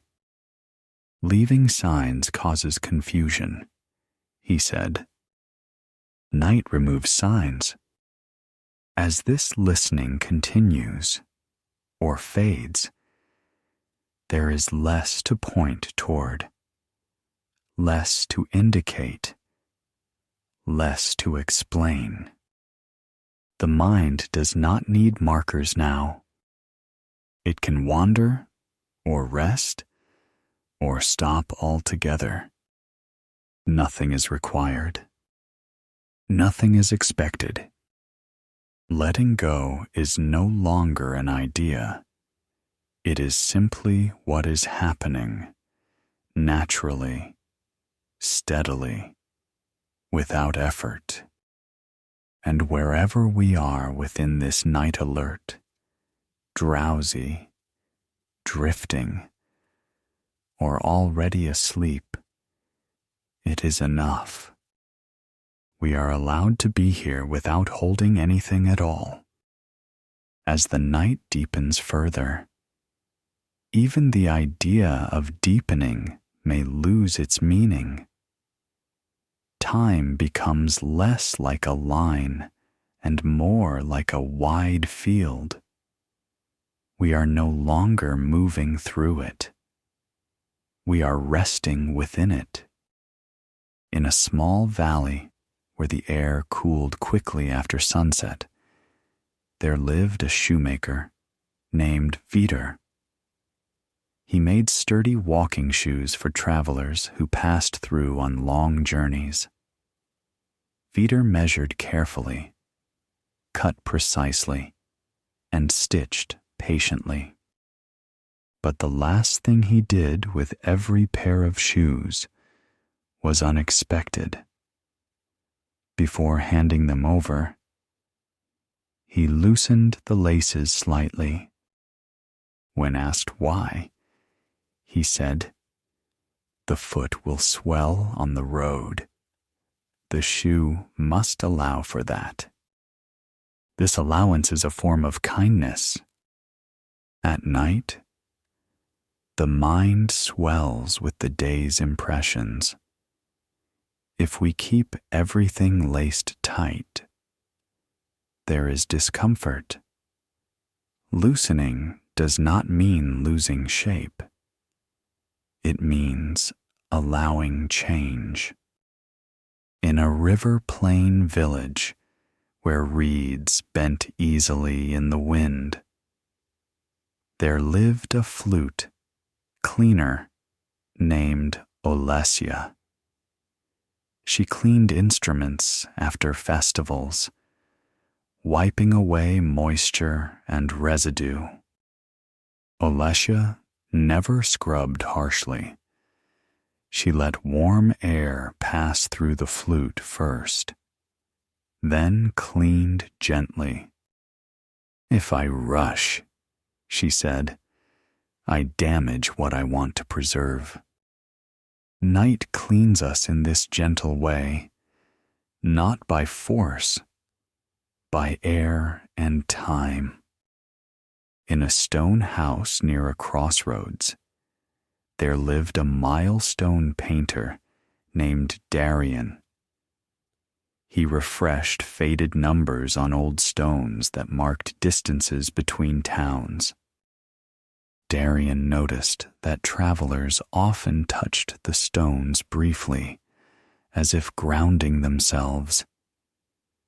He painted clearly, but not brightly. Markers should guide, not shout, he said. As the night goes on, guidance becomes unnecessary. We are not traveling anywhere now. In a harbor town built on pilings, there lived a tightrope coiler named Isabel. She coiled thick ropes used to secure boats. Isabel coiled loosely, allowing air between loops. "Tight coils rot," she said. The same is true for thoughts held too tightly. Night introduces space. In a forest edge village, there lived a sap bucket watcher named Emilka. She collected sap from trees in early spring. Emilka waited quietly as sap dripped slowly. She did not shake branches or cut deeper. "The tree gives at its own pace," she said. Rest arrives the same way. In a hillside town overlooking a river bend, there lived a stair rail polisher named Goran. He polished handrails worn smooth by generations. Goran polished just enough to remove splinters, never trying to restore a new shine. "The wear is part of the rail," he said. "Our tiredness is part of us. It does not need to be erased to be acceptable." In a quiet desert village where stars seemed endless, there lived a tent peg straightener named Luma. She straightened bent pegs after long caravans passed through. Luma used gentle pressure, working slowly, Metal remembers shape, she said. Force makes new problems. Night reshapes us without force. In a coastal marsh where water birds nested, there lived a reed flute tester named Navid. He tested flutes at dawn, when the air was still. Navid played softly, listening more than playing. If the flute speaks without effort, it is ready, he said. Sleep speaks the same way. In a mountain town with steep paths, there lived a walking stick balancer named Freya. She balanced sticks so they felt neutral in the hand. Freya added weight only when necessary. A stick should not pull you, she said. At night, we stop pulling ourselves forward. In a lowland farming village, there lived a seed sack mender named Raulino. He repaired sacks used for planting. Raulino never made repairs invisible. Knowing where it was, weak helps later, he said. Night does not hide our fatigue. It allows it. In a river port town where ferries docked at dusk, there lived a gangplank aligner named Mirette. She aligned planks so passengers crossed safely. Mirette adjusted planks until they lay naturally, without rocking. When they stop shifting, they are right, she said. As the night goes on, we stop shifting too. In a snowy forest settlement, there lived a boot dryer named Antero. He dried boots slowly near low heat. Antero warned against placing boots too close to fire. Quick drying cracks leather, he said. Quick solutions crack rest. In a stone quarry village, there lived a dust broom shaker named Ilonka. She shook dust from brooms at the end of the day. Ilonka never beat brooms against walls. She tapped them lightly. Gentle release keeps the bristles, she said. Night releases us gently. In a coastal bluff town, there lived a wind vane adjuster named Coralie. She adjusted vanes so they turned freely. Coralie did not lock them in place. The wind decides, she said. We do not need to decide tonight. In a river delta village, there lived a fish basket washer named Jovan. He washed baskets after each use. Jovan soaked them first, letting water do most of the work. Soaking loosens what scrubbing cannot, he said. Night soaks the mind. In a high meadow hamlet, there lived a fence gate oiler named Pima. She oiled hinges so gates opened quietly. Pima wiped away excess oil. Too much makes a mess, she said. Rest does not need to be heavy. In a coastal salt harbor, there lived a sailfold checker named Estelle. She checked sails after storms. Estelle folded sails loosely, avoiding sharp creases. Sails need memory, she said. We do not need sharp memories tonight. In a mountain ridge village, there lived a lookout bench carver named Otmar. He carved benches at scenic points. Otmar tested benches by sitting silently. "If the view takes over," he said, "the bench is good. If the night takes over, rest is good." In a valley town where bells marked the hours, there lived a bell-hammer rest-maker named Siona. She made rests to hold hammers between rings. Siona said, "Sound needs silence to matter."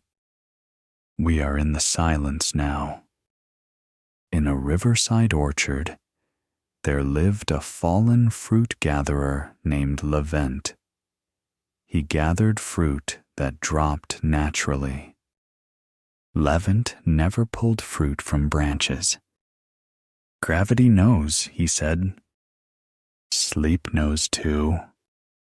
In a harbor city, there lived a rope-wear inspector named Camus. He inspected ropes for wear. Camus replaced ropes before they snapped, not after. Night prevents snapping. In a quiet inland crossroads, there lived a signpost straightener named Helga. She straightened, leaning posts after storms. Helga aligned posts with the ground, not with the road. "Ground lasts longer," she said. "The ground of being holds us now." In a lakeside village where water reflected the moon, there lived a paddle varnish lighter named Arez. He removed excess varnish from paddles. Arez said, "Too much protection makes things stiff." At night, protection softens. In a forest clearing settlement, there lived a campfire ring cleaner named Noelia. She cleared ash rings in the morning. Noelia never cleaned at night. "Fire rests too," she said. "So do we." In a highland pasture village, there lived a bell-strap checker named Vassal. He checked straps on grazing animals. Vasil loosened straps slightly at night. "They breathe easier," he said. "We breathe easier now." In a river gorge town, there lived a footbridge plank turner named Saburo. He turned planks periodically to even wear. Saburo said, "Changing position prevents breaking. Night changes our position." In a coastal inlet, there lived a mooring knot tester named Lyrian. She tested knots by pressing, not pulling. "Pressure reveals more than force," she said. Night applies no force. In a hillside vineyard town, there lived a grape crate spacer named Tonio. He spaced crates so air flowed. "Crowding spoils," he said. "Space preserves rest." In a desert well village, there lived a bucket lip smoother named Kenza. She smoothed bucket rims to protect hands. Kenza said, "Comfort extends endurance. Night extends us." In a snowy river town, there lived an ice lantern hanger named Radek. He hung lanterns low in fog. "Low light calms," he said. "Calm light fills this night." In a coastal island village, there lived a tide chart folder named Elson. She folded charts carefully after use. Elson never flattened them completely. Charts remember folds, she said. We do not need to flatten ourselves. In a quiet inland town, there lived a bench cushion fluffer named Maribel. No. Another name, let us say, Paloma. Paloma fluffed cushions without beating them. Air does the work, she said. Night is full of air. In a mountain monastery annex, there lived a floor mat turner named Dorja. He turned mats weekly. Dorje said, even pressure wears evenly. Night redistributes pressure. In a port town at the end of a long road, there lived a journey ledger, closer named Stefanik. He closed ledgers at sunset. Journeys pause, he said. So do we.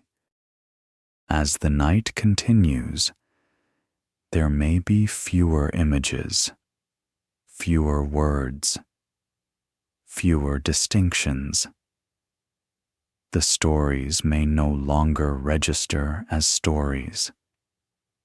They may simply be sounds, or not even that. This is not fading away. It is arriving somewhere quieter. Letting go no longer needs to be described. It is happening without description. We are not required to notice it. We are not required to maintain anything. The night is wide enough to hold us without effort. And wherever awareness rests now on words, on silence, on nothing in particular, it is already enough. We can remain here, or drift further, or sleep fully. Nothing more needs to be done. As the night continues, it may feel as though even the idea of continuing is unnecessary. Nothing is being carried forward deliberately now. The night is not progressing towards something. It is simply holding what is already here and slowly loosening it. In a low valley where dew formed thickly on the grass, there lived a path sweeper named Irina. Each morning before dawn, she swept the village paths, clearing dust and leaves. She worked slowly, letting the broom follow the curve of the ground rather than forcing straight lines. One morning, a visitor asked her, "Why do you sweep every day when the wind brings the dust back?"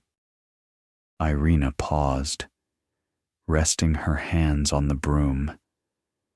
"I sweep so the path can breathe," she said. She did not sweep to win against the dust. She swept to restore openness, knowing it would close again in its own time. Night does the same for us. It clears just enough space for breathing without expecting permanence. In a riverside town where the water moved quietly under stone arches, there lived a bridge lantern keeper named Marcello. Each evening, he lit small lanterns along the bridge so travelers could cross safely. Marcello lit them carefully, but he did not watch them afterward. He trusted the oil, the wick, the glass. When asked if he worried the lanterns might go out, he replied. They will burn as long as they burn. This trust is simple. It does not assume forever. It allows for what is. As the night goes on, we can trust that wakefulness and sleep will do what they do. We do not need to supervise them. In a quiet inland village, there lived a floorboard fitter named Hannelore. She repaired creaking floors in old houses, fitting boards so they lay comfortably against one another. Hannelore knew that boards needed a little space to expand and contract. Floors fitted too tightly, buckled in the heat. Silence needs room, she said. Rest needs room too. At night, the inner floors expand and contract. Giving them space prevents strain. In a coastal windbreak settlement, there lived a sailcloth weight adjuster named Rasmus. He sewed small weights into sailcloth edges so they hung evenly. Rasmus tested each sail by holding it lightly, not pulling. When it hangs by itself, he said, it's right. Sleep hangs by itself. In a mountain village where goats grazed on steep slopes, there lived a bell muffler maker named Zoran. He made soft covers to quiet bells at night so animals could rest. Zoran believed silence was not absence, but kindness. Night is kind in this way. It quiets what does not need to ring. In a riverside orchard town, there lived a fruit press cleaner named Mireia. She cleaned presses after long harvest days, soaking them before scrubbing. Juice dries hard, she said. Water softens it. Night softens what the day has hardened. In a desert caravan stop, there lived a saddle rest carver named Hamid. He carved wooden stands so saddles could rest without bending. Hamid said, even what carries weight must be carried sometimes. At night, we are the ones being carried. In a snowy hillside village, there lived a window frost scraper named Alva.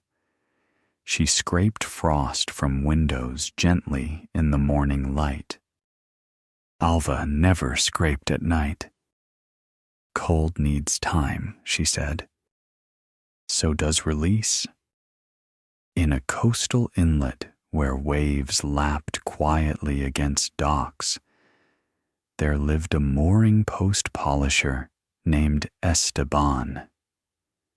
He polished posts just enough to remove splinters. Esteban said, roughness doesn't need to be erased, only softened. We do not need to erase our tiredness tonight. In a quiet hill town, there lived a water jug stopper maker named Seema. She shaped clay stoppers to fit loosely, allowing air to pass. A sealed jug stagnates, she said.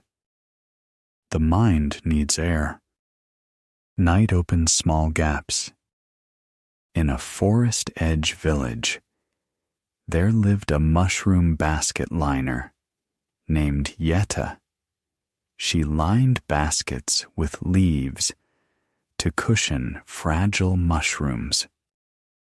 Jetta chose leaves that bent easily. Softness protects, she said. Night protects by softening. In a river gorge settlement, there lived a rope bridge listener named Calder. He listened for changes in sound as people crossed the bridge. Calder knew when the bridge was under strain by tone alone. At night, there is no strain to listen for. In a quiet farming town, there lived a gate latch loosener named Priya. She loosened latches slightly in winter so gates wouldn't freeze shut. Too tight invites breaking, she said. Letting go prevents breaking. In a coastal cliff village, there lived a wind flag watcher named Ovidiu. He watched flags to read weather changes. Ovidiu did not adjust flags. He only observed. At night, we do not adjust. We observe, or not even that. In a river port town, there lived a cargo tarp folder named Annalise.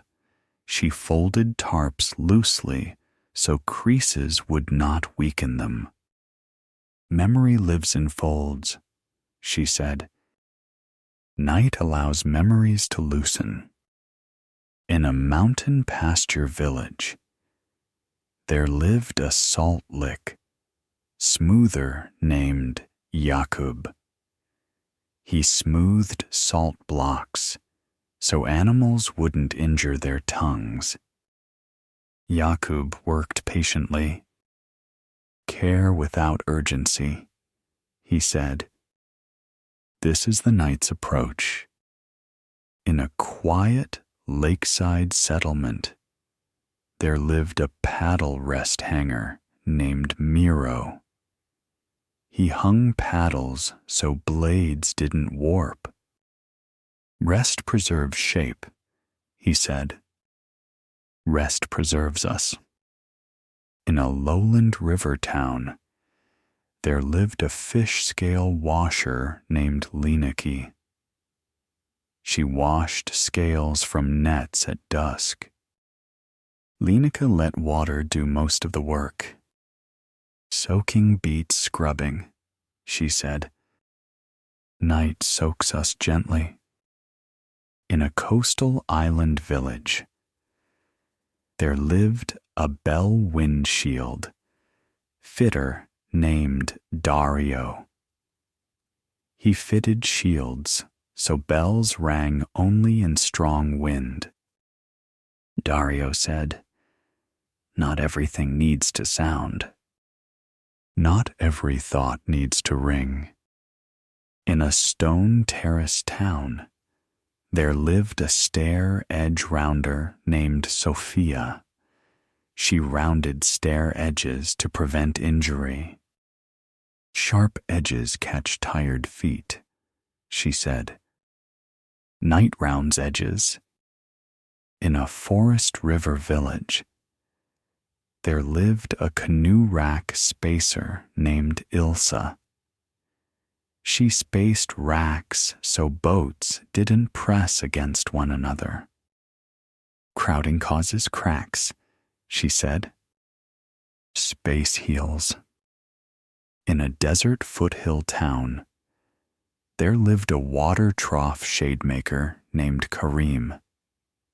He built small shades so water stayed cool. Protection without enclosure, he said. Night shelters without enclosing. In a high meadow hamlet, there lived a bench-back angle tester named Rosa. She adjusted benches until sitting required no effort.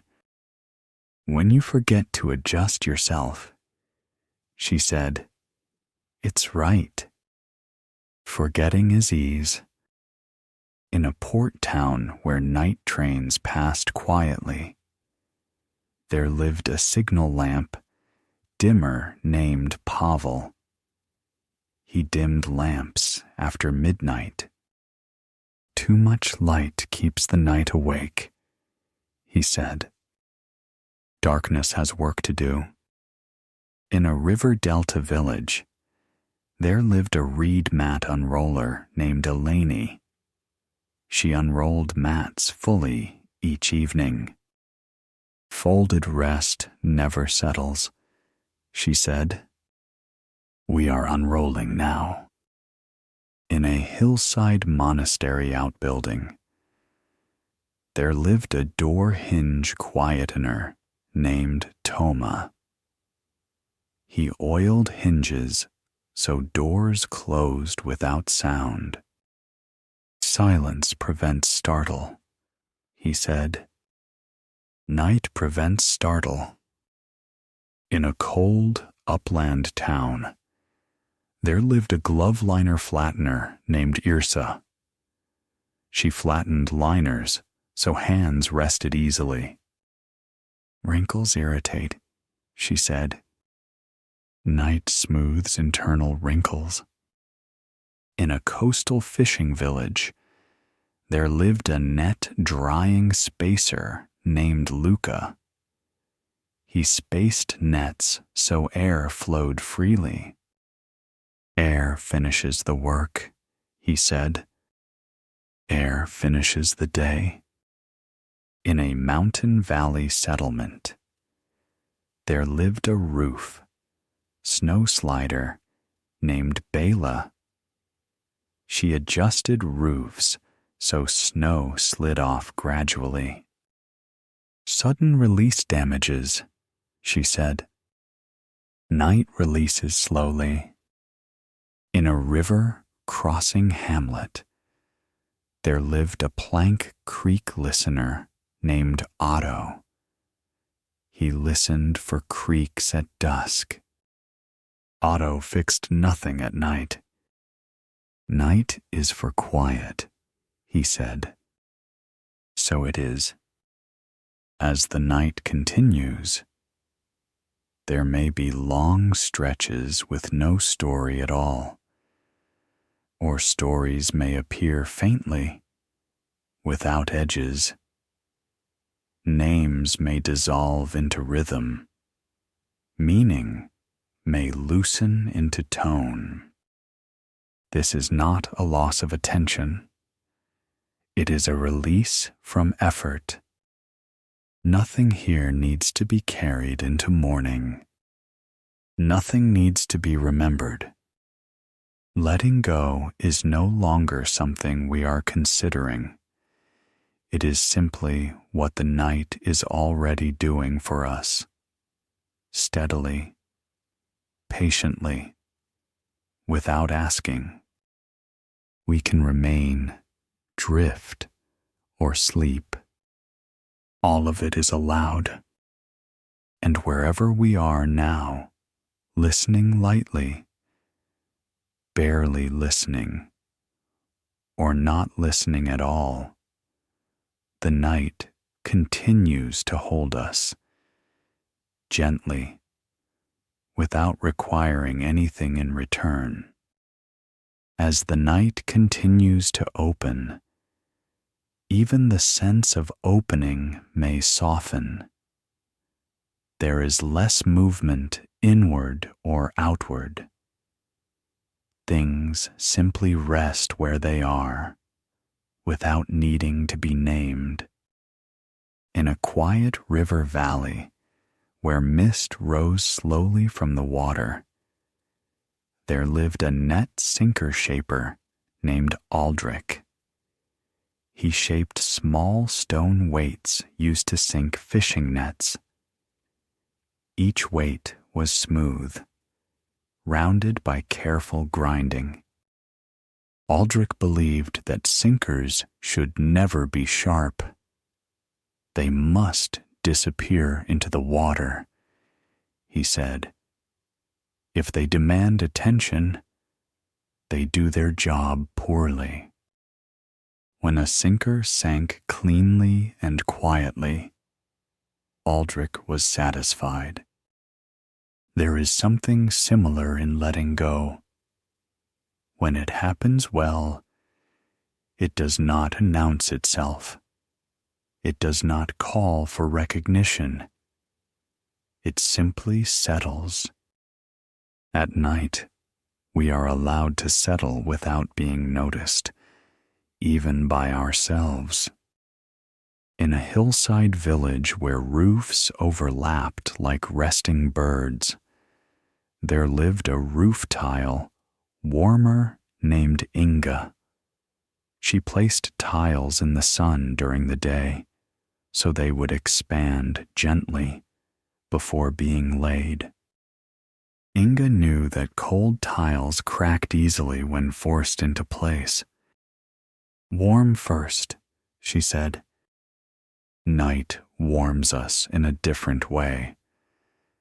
Not with heat, but with time, with absence of pressure. In a coastal inlet where the tide slipped in silently, there lived a tide bell listener named Corwin. His job was to listen for subtle changes in the sound of bells that marked water depth. Corwin did not strain to hear. He listened casually, trusting that important changes would make themselves known. "At night," he said, "the sea speaks softly. The mind does too. We do not need to lean forward to catch it."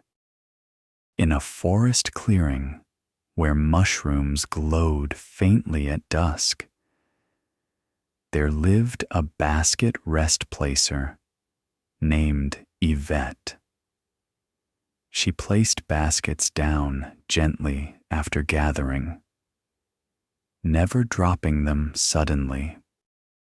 "Sudden release bruises," she said. "Letting go does not need to be abrupt. It can be gradual, kind, almost unnoticed.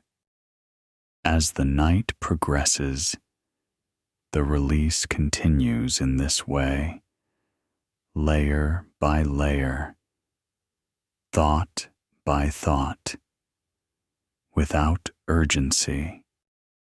In a small town along an old canal, there lived a lock gate greaser named Piero.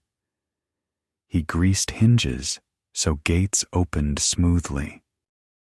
Piero did not overgrease. Excess attracted dirt. "Enough is enough," he said. "Night offers enough rest, without excess." In a mountain foothill village, there lived a walking path leveler named Sarai. She leveled paths just enough to make walking easier, never flattening the natural slope entirely. "Too flat feels wrong," she said. "Rest does not erase texture. It simply removes strain." In a riverside settlement, there lived a fishing float tester named Ulf. He tested floats by setting them gently on water and stepping back. Ulf never poked or prodded them once released. "What floats will float," he said. "We do not need to check whether rest is happening. It is." In a coastal village where moonlight shimmered on nets, there lived a net mending needle balancer named Lydia. She balanced needles so they rested evenly in her hand. "If the needle leans," she said, "the hand compensates and tires." Night removes the need to compensate. In a plateau town where windmills turned slowly, there lived a blade weight adjuster named Yorn. He adjusted blades so mills turned without wobble. Yorn knew that perfect symmetry was impossible. He aimed for ease. Ease lasts longer, he said. Letting go is an act of choosing ease over perfection. In a lowland orchard village, there lived a fruit crate padder named Nerea. She patted crates lightly to prevent bruising. Nerea did not cushion excessively. Fruit needs firmness too, she said. Rest does not dissolve us. It supports us. In a forest edge hamlet, there lived a leaf compost turner named Bastion.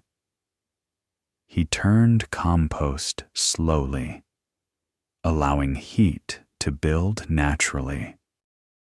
Turning too often cools it, he said. Night allows warmth to accumulate quietly. In a stone bridge town, there lived a bridge rope slackener named Helmi.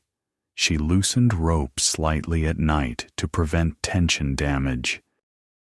Tension grows when watched, she said.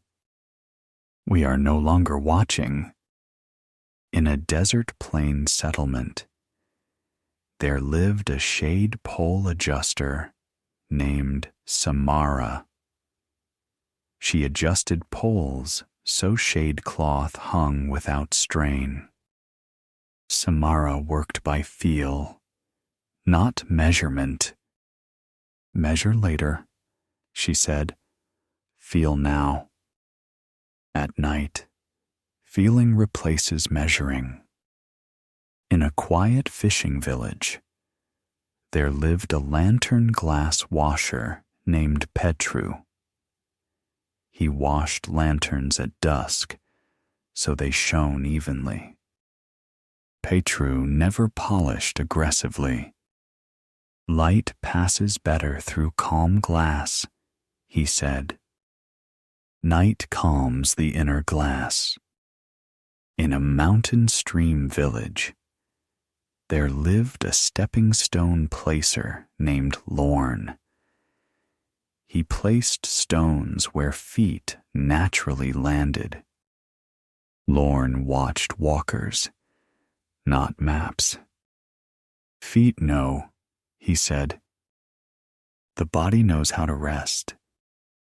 In a coastal island town, there lived a sail seam relaxer named Dasha. She steamed seams lightly to relax fabric after repair. Dasha never pressed seams flat. Flat seams tear, she said. Night steams us gently. In a high valley settlement, there lived a bell rope weight checker named Emile.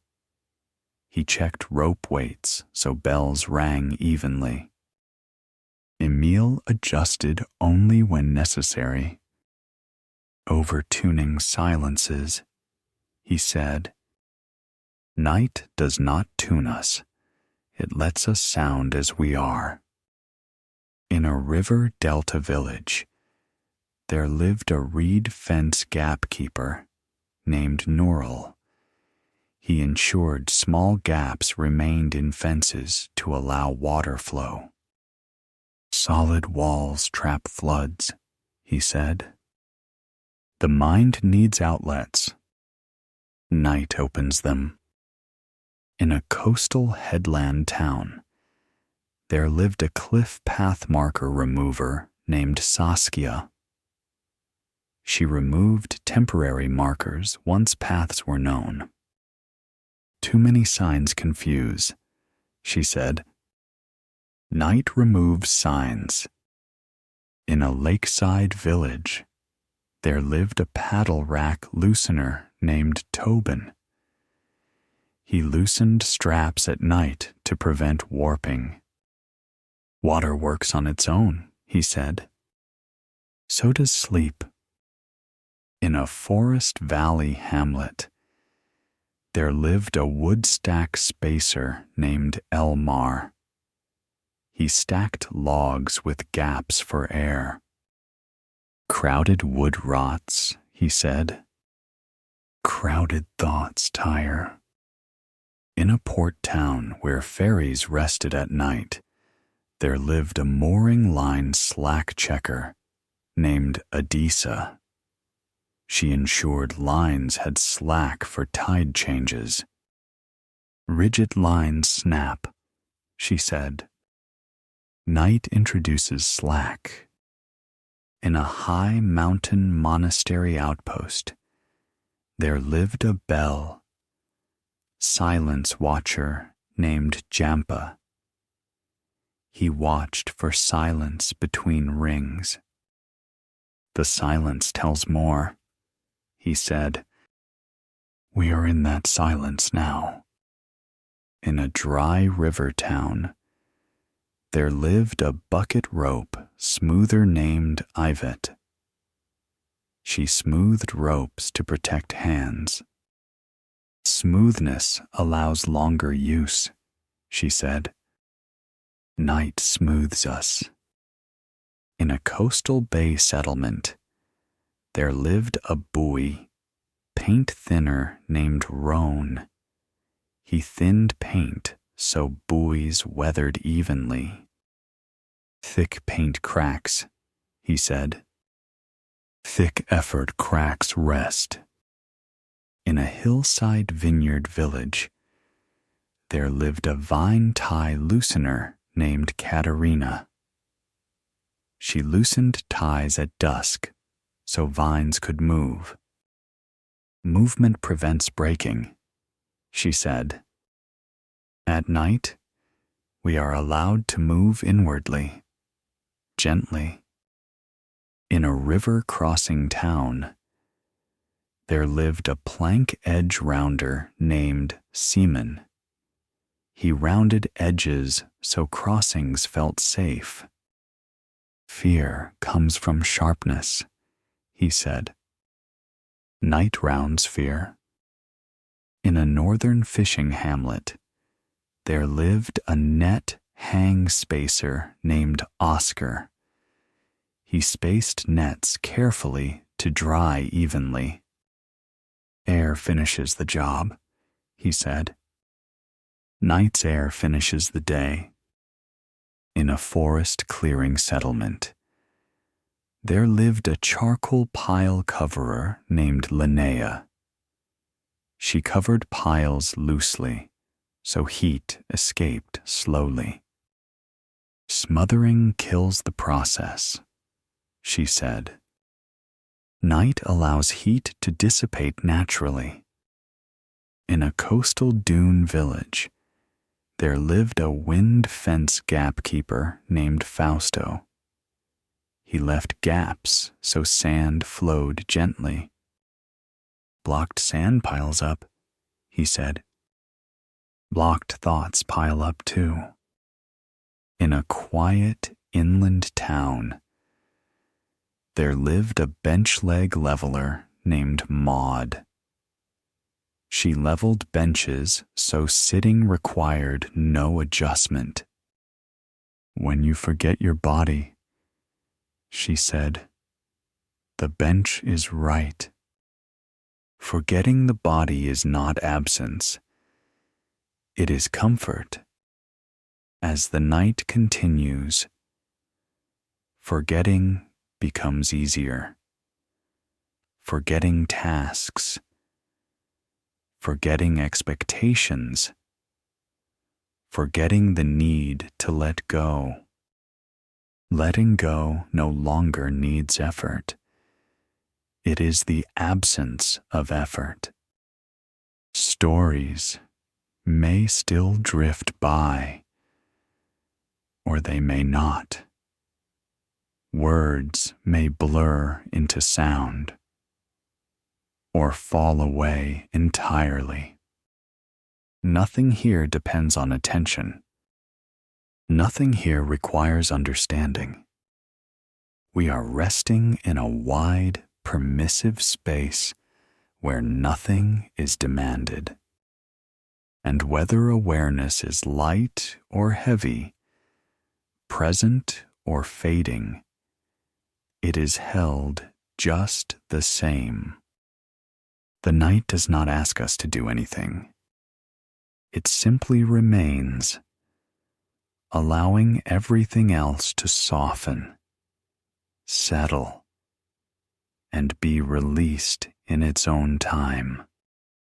As the night stretches on, there may be moments when it feels as though nothing at all is happening.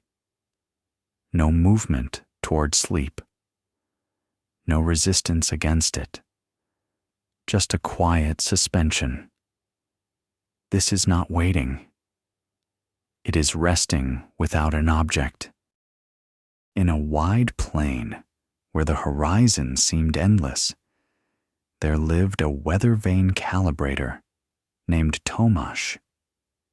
He climbed tall roofs to ensure the vanes turned freely. Tomasz never tried to make them point in a preferred direction. He only loosened what had stiffened. The wind will decide, he said.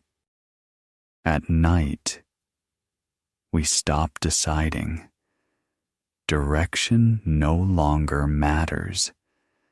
There is no place we must point ourselves toward. In a riverbend town, where reflections trembled gently on the water, there lived a reflection watcher named Mirek.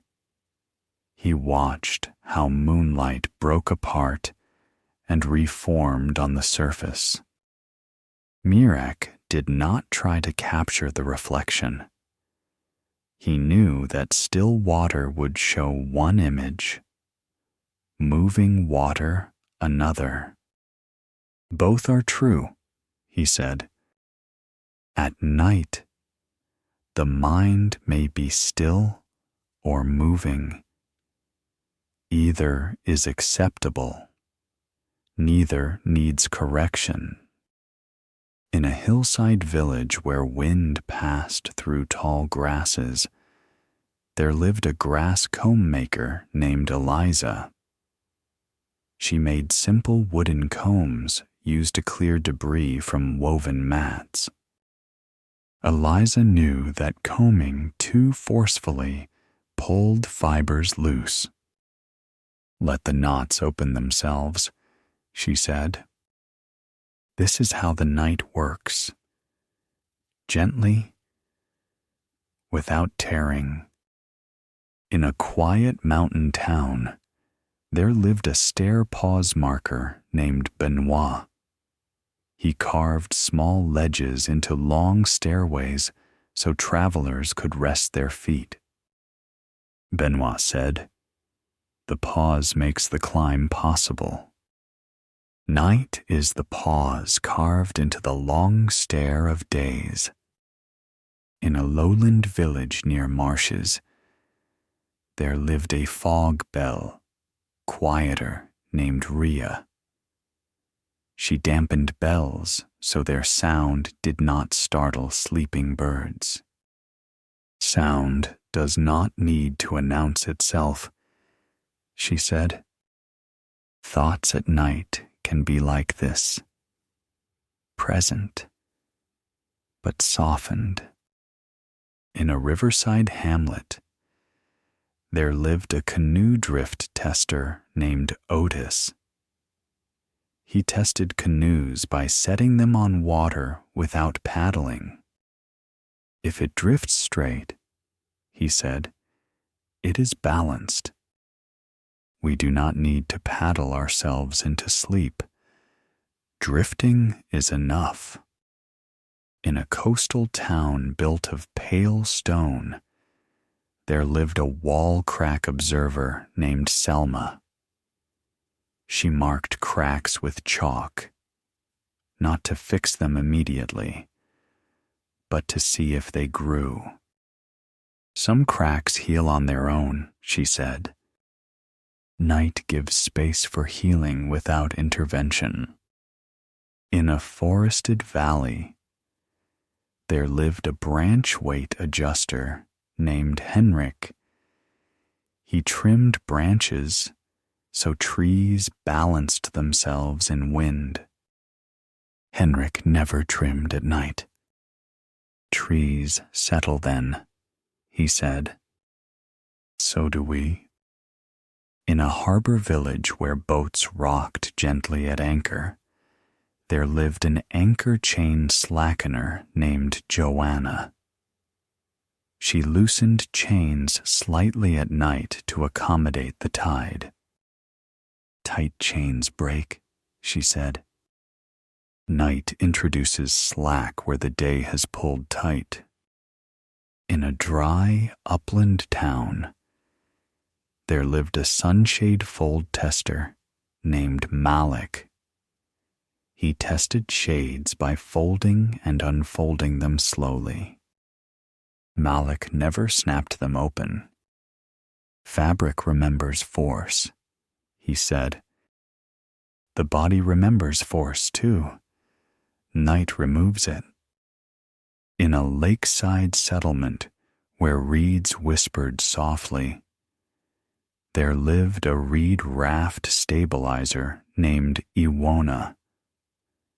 She adjusted rafts by shifting weight, not by adding structure. Stability comes from balance, she said. Balance returns naturally when effort stops. In a mountain ridge village, there lived a cloud watcher named Petya. She lay on her back and watched clouds pass. Petya did not name them. Names slow them down, she said. At night, naming slows rest. In a quiet port town, there lived a dock plank restorer named Soren. He restored planks worn smooth by feet. Soren valued smoothness more than shine. Shine fades, he said. Smoothness stays. Night smooths us. In a river-crossing village, there lived a stepping rope hanger named Lucinda. She hung ropes loosely, so crossings swayed gently. Sway prevents snapping, she said. Night allows sway. In a stone quarry town, there lived a dust settle watcher named Arkady. He watched dust fall after blasting. Arkady never swept immediately. Let gravity finish, he said. Gravity finishes much at night. In a coastal inlet settlement, there lived a tide pool shadow observer named Yara. She watched shadows move across water. Yara did not try to freeze the moment. Movement is the point, she said.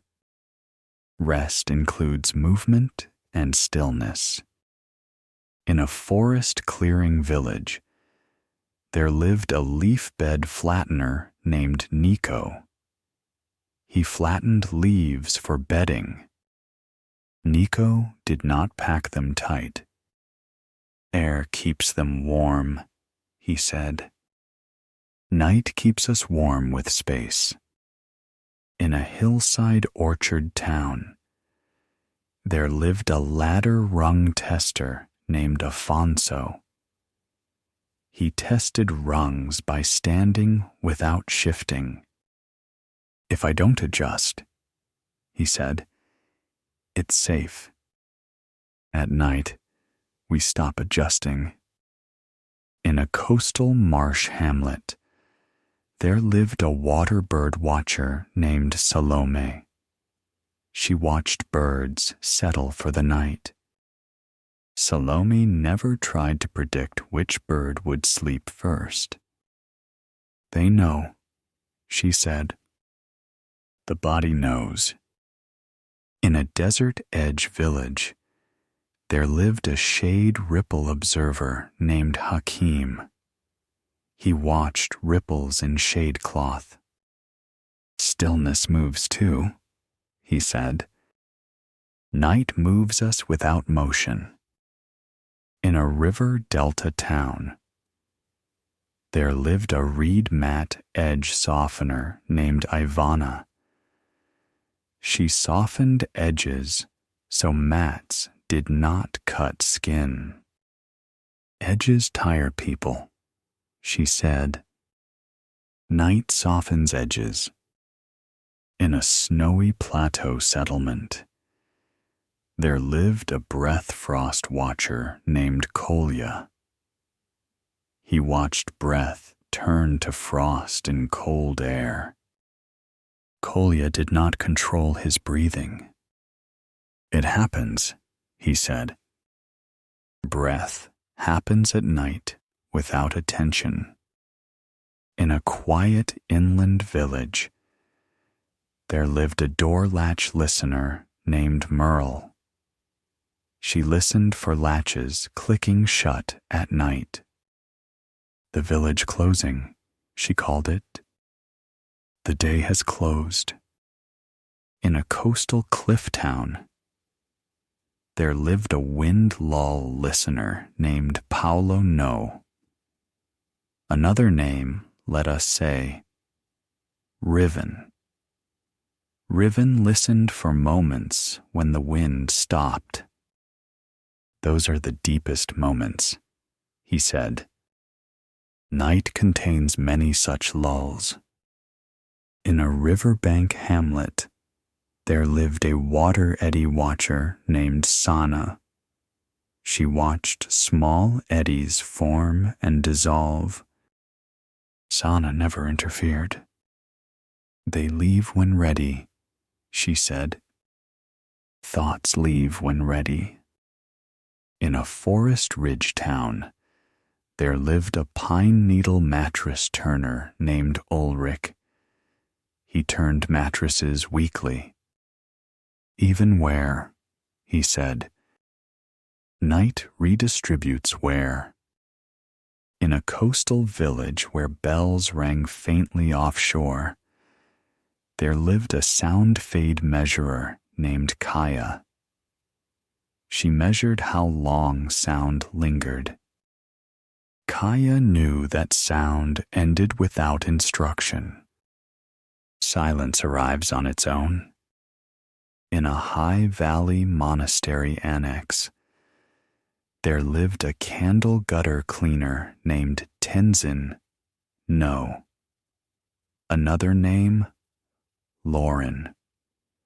Lauren cleaned wax gutters so candles burned evenly. "Even burning needs clear paths," he said. "Night clears paths." In a river port town, there lived a rope coil relaxer named Maris. She loosened coils at dusk. "Ropes rest too," she said. "Everything rests." In a small hill town, there lived a window shutter setter named Elwood. He set shutters so they closed without slamming. "Quiet closure matters," he said. "The day has closed quietly." In a coastal fishing settlement, there lived a net weight remover named Hanile. He removed weights at night so nets dried evenly.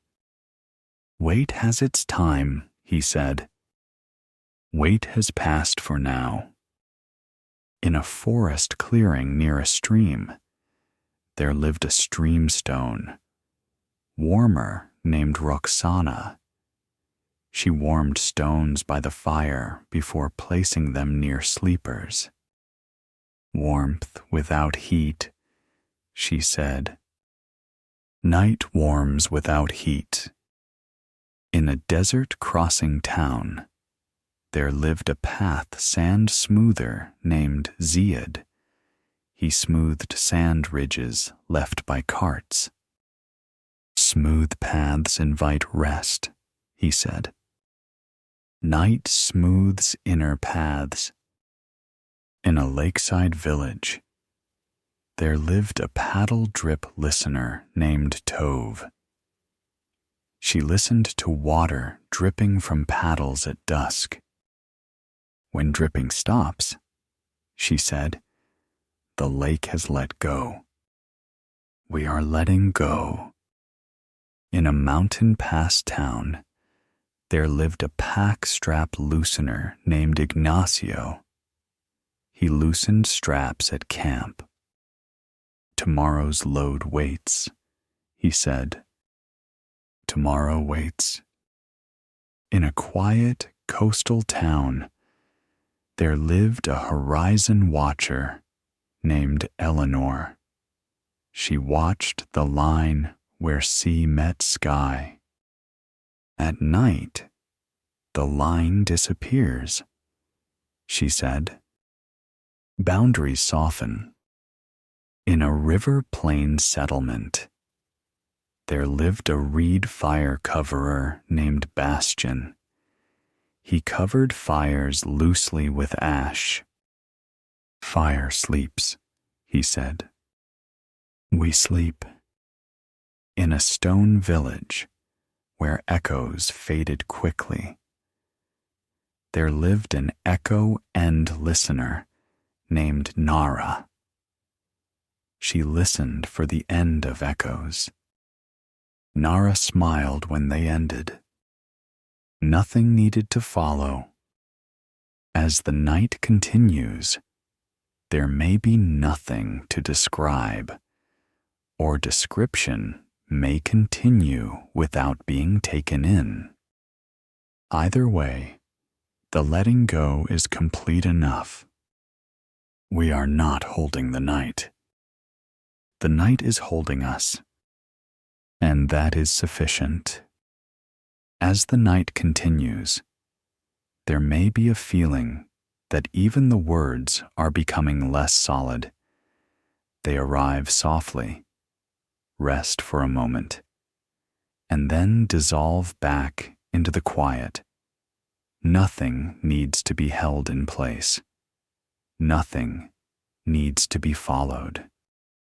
In a low coastal plain where the land met the sea almost without notice, there lived a driftwood sorter named Calum. Each morning, Calum walked the shoreline, collecting pieces shaped by waves and time. He sorted them not by size or color, but by how they felt in his hands.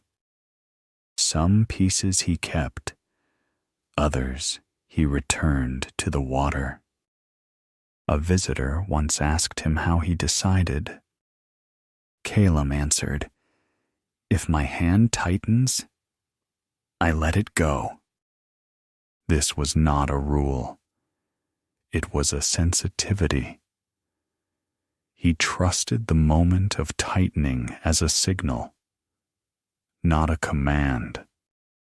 At night, we may notice a similar tightening around certain thoughts, not as something to correct, but as something that can be released gently, without judgment. In a hillside town where the streets curved unpredictably, there lived a stair-shadow watcher named Elowen. Elowen noticed how shadows changed shape as lanterns were extinguished one by one. He did not try to preserve the light. He enjoyed the softening of edges as darkness spread. Shadows relax when light rests, he said. The mind relaxes the same way. As night deepens, clarity is replaced by gentleness. Sharp outlines give way to something more forgiving. In a river meadow village, there lived a wool rinse tender named Maribel. Not that name again. No. Let us say Isara. Isara rinsed freshly shorn wool in the river, letting the current do most of the work. She never wrung the wool harshly. If I twist too much, she said, the fibers remember. So she rinsed, waited, rinsed again, then laid the wool out to dry slowly. Night rinses us in this way. It does not twist or press. It allows what is heavy to loosen and float away. In a high plateau settlement where the wind slowed at dusk, there lived a wind-cloth gatherer named Ryan. He gathered long cloth banners each evening, folding them carefully. Ryan did not snap the cloth to shake it out. He let the wind finish its movement first. Interrupting the wind feels rude, he said. Interrupting the body's need for rest feels the same. At night, we no longer interrupt. In a quiet port town, where the water barely moved, there lived a Hull Creek listener named Andrzej. He walked the docks at night, listening to the subtle sounds of boats settling. Andrzej did not investigate every sound. He learned which creaks were natural, which needed attention. Most sounds are just settling, he said. Most thoughts at night are the same. The mind settling into itself. In a forest valley, where the ground stayed cool even in summer, there lived a moss pillow arranger named Kathy. She arranged moss cushions for travelers resting in the shade. Kathy never packed the moss tight. Moss holds comfort in its looseness, she said. Night holds comfort the same way. As the hours pass, comfort does not come from achieving a certain state. It comes from not resisting the one already present. In a stone village, near a bend in the road, there lived a milestone, dust clearer, named Tovan. He brushed dust from old stones so their markings could still be seen. Tovan brushed lightly, leaving some dust behind. Complete clarity isn't needed, he said. Only enough to recognize where you are. At night, we do not need full clarity, only enough to know we are safe. In a marshland hamlet where frogs quieted after dusk, there lived a reed mat turner named Anakale. He turned mats at night, so moisture dried evenly. Anakale never rushed the turning. If I hurry, he said, the mat curls. Letting go requires time. It cannot be forced without distortion. In a mountain river town, there lived a stepping stone listener named Borislav. He listened for the sound water made as it flowed around stones. Borislav noticed that stones placed too carefully disrupted the flow more than those set loosely. "The river prefers freedom," he said. "The mind does too. At night, we do not need to arrange our thoughts carefully. Looseness allows movement." In a coastal hamlet perched on gentle cliffs, there lived a rope-fray watcher named Selwyn. He checked ropes at dusk, feeling for roughness. Selwyn replaced only what threatened to break. "Wear is normal," he said. "Breaking is not. Night addresses wear, not imagined breaks." In a vineyard village where rose softened into shadow, there lived a grape leaf gatherer named Ilyana. She gathered fallen leaves, leaving many where they lay. "Not all fallen things need removing," she said. "At night, fallen energy is allowed to rest." In a quiet inland town where wells echoed softly, there lived a bucket echo listener named Fermin. He listened to the echo when the bucket reached water. He did not count seconds. He trusted the sound. Trust replaces measurement at night. In a lakeside settlement where moonlight stretched across the water, there lived a ripple counter named Neves. She watched ripples expand and fade. Neves never tried to stop them. "Ending happens naturally," she said. "Thoughts end the same way." In a forest ridge village, there lived a fire ember coverer named Harlan. He covered embers loosely with ash before sleep. Harlan said, "Fire doesn't need smothering. It needs gentleness. So does the mind." In a desert-edge town where sand cooled quickly after sunset, there lived a footprint smoother named Jala. She smoothed the path near wells each evening.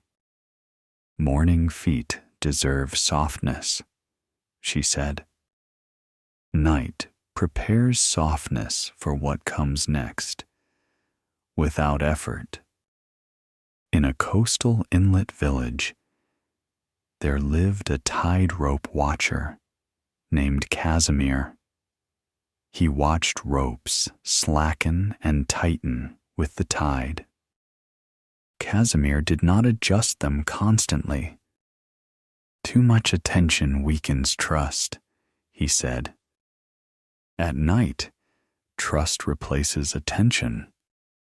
In a highland pasture town, there lived a bell clapper patter named Morel. He patted clappers so bells rang gently at night. "Harsh sound wakes fear," he said. Night removes harshness. In a river plain settlement, there lived a boat wake observer named Ottilia. She watched the wake of passing boats dissolve back into stillness. "The water remembers nothing," she said. "We are allowed to forget." In a quiet stone village, there lived a door threshold, smoother, named Renate. She smoothed thresholds so feet would not catch when tired. "Even small catches exhaust people," she said. Night removes small catches. In a coastal forest town, there lived a pine needle scatterer named Lucero. He scattered needles evenly, so paths stayed soft. Lucero said, "Even distribution prevents hardness. Night redistributes weight evenly. In a hillside settlement where terraces curved gently, there lived a terrace edge watcher named Almond. He watched for crumbling edges. Amond repaired only when collapse threatened. Most edges hold," he said. "Most of us are holding, even now." In a river-crossing village, there lived a rope-hum listener named Iskander. He listened to the hum ropes made in wind. "When the hum deepens, it's time to rest," he said. Night deepens the hum. In a snowy valley town, there lived a snow fence slackener named Edda. She loosened fences before storms. "Flexing prevents breaking," she said. Night allows flex. In a harbor settlement where lanterns dimmed gradually, there lived a wick watcher named Corino. He watched wicks shorten as they burned. Corino did not replace them until morning. "Night finishes its own work," he said. In a forest-clearing hamlet, there lived a sleeping mat-airer named Zuleika. She aired mats at dusk, letting cool air pass through. Zuleika said, "Air does more than hands. Air does more now." In a mountain foothill village, there lived a trail dust listener named Radovan. He listened to footsteps fade after dusk. "When the dust settles," he said, "the path rests." The inner path is resting. In a coastal town with narrow alleys, there lived a window light, dimmer named Palace. He dimmed lights so sleep spread evenly. "Darkness needs permission," he said. Permission has been given. In a river island settlement, there lived a waterline marker named Esmaeon. He marked waterlines lightly, knowing they would change. "Marks are temporary," he said. "Everything tonight is temporary, including wakefulness." In a forest ridge village, there lived a branch sway observer named Thorael.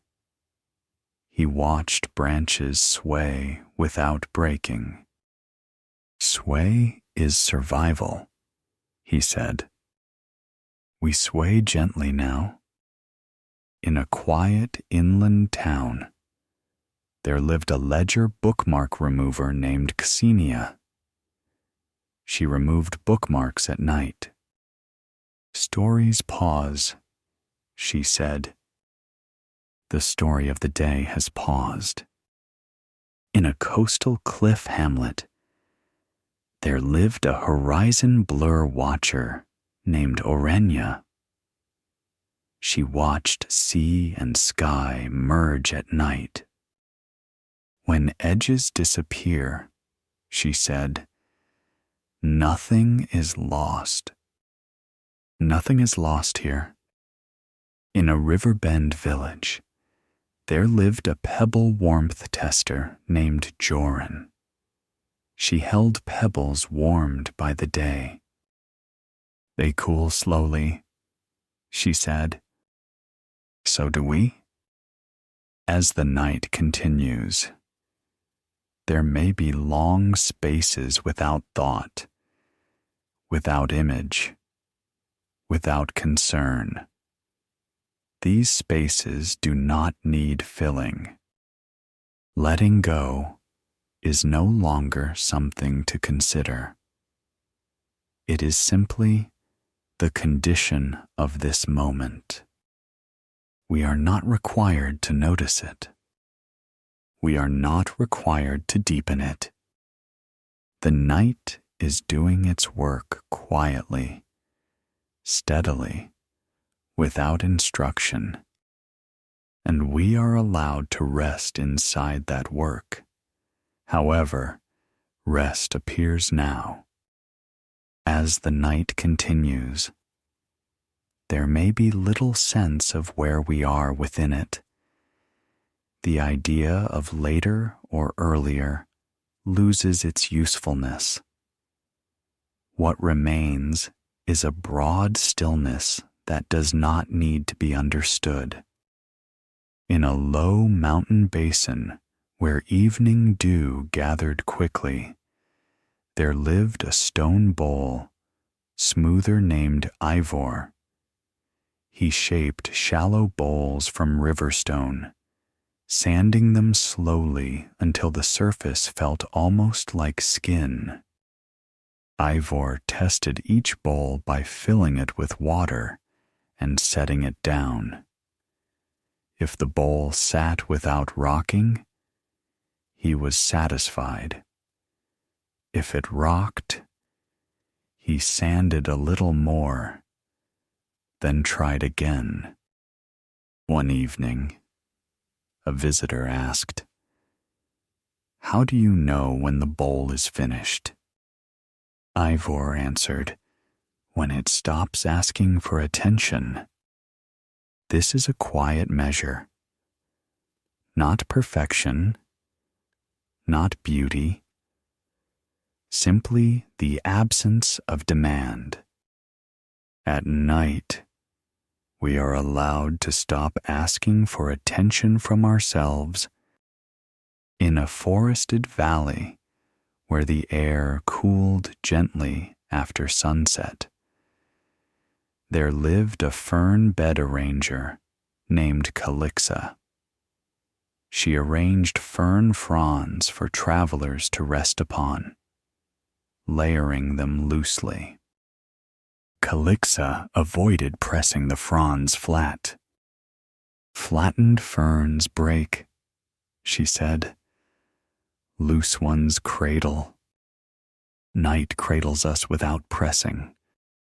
In a riverside town where the current slowed near a wide bend, there lived a current marker remover named Saphon. He removed temporary markers after floods receded. Leaving them causes people to watch the water too closely. He said, "At night, we do not need to watch ourselves." In a coastal village where fog rolled in quietly, there lived a fog bell dampener named Miratho. He softened the bells so their sound spread gently rather than sharply. "Sharp sound startles," he said. "Soft sound guides. Night guides without startling." In a highland orchard settlement, there lived a ladder, foot-padder, named Julian. He padded ladder feet so they rested evenly on uneven ground. Julian said, "Balance comes from contact, not force. At night, we are in contact with rest, without force." In a marsh edge hamlet, there lived a reed float washer named Anselma. She washed reed floats by soaking them in still water. Anselma never scrubbed. "Water loosens what hands cannot," she said. Night loosens what effort cannot. In a quiet inland town where roads met without signs, there lived a crossroads stone aligner named Dorian. He aligned stones so carts moved smoothly through the intersection. Dorian did not mark directions. People know where they're going, he said. Tonight, we do not need direction. In a coastal inlet where the tide paused briefly each cycle, there lived a tide pause observer named Heliora. She noted the moment when the water seemed neither rising nor falling. That moment has no effort, she said. The night contains many such moments. In a hillside vineyard village, there lived a grape stem trimmer named Kalen. He trimmed stems lightly, leaving enough flexibility so grapes moved in wind. Rigid stems snap, he said. Night returns flexibility. In a river gorge settlement, there lived a bridge plank warmth tester named Audrin. He touched planks at dusk, feeling how quickly they cooled. Cold settles when activity stops, he said. So does the mind. In a forest-clearing town, there lived a leaf pile listener named Seraphine. She listened to the sound leaves made as they settled after raking. Seraphine did not compress the piles. They settle on their own, she said. Thoughts settle the same way. In a coastal cliff village, there lived a rope shadow watcher named Edris. He watched shadows of ropes sway on stone walls at night. Edris said, "Shadows move even when ropes rest." At night, inner movement does not require effort.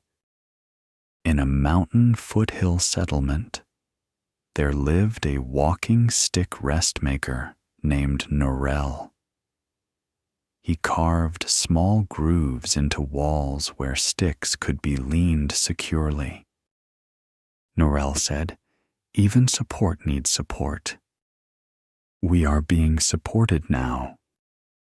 In a river delta village, there lived a channel edge softener named Paloon. She softened channel edges so water flowed without turbulence. Hard edges create noise, she said. Night softens edges. In a quiet port town where footsteps faded quickly, there lived a footstep echo listener named Milas. She listened for when echoes stopped returning. When echoes stop, she said, the space is full. The night is full in this way. In a plateau settlement where the sky widened at dusk, there lived a horizon cloth folder named Ravelin. He folded long cloths used for ceremonies. Ravelin folded loosely, letting fabric breathe. Tight folds remember tension, he said. We are unfolding now. In a lakeside village where water lilies closed at night, there lived a lily stem watcher named Osetra. She watched stems bend as flowers closed. They don't resist, she said. They yield. Yielding is not losing. In a forest ridge hamlet, there lived a pine cone scatterer named Virek.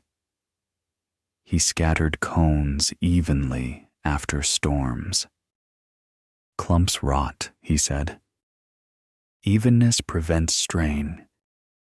In a coastal town built of weathered wood, there lived a plank seam listener named Caldor.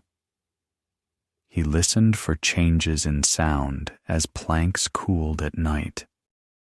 Cooling makes different music, he said. Night has its own sound. In a river crossing village, there lived a rope coil shadow measurer named Giselle. She watched how coils cast shadows at dusk. Shadows tell when it's time to stop, she said. We have stopped.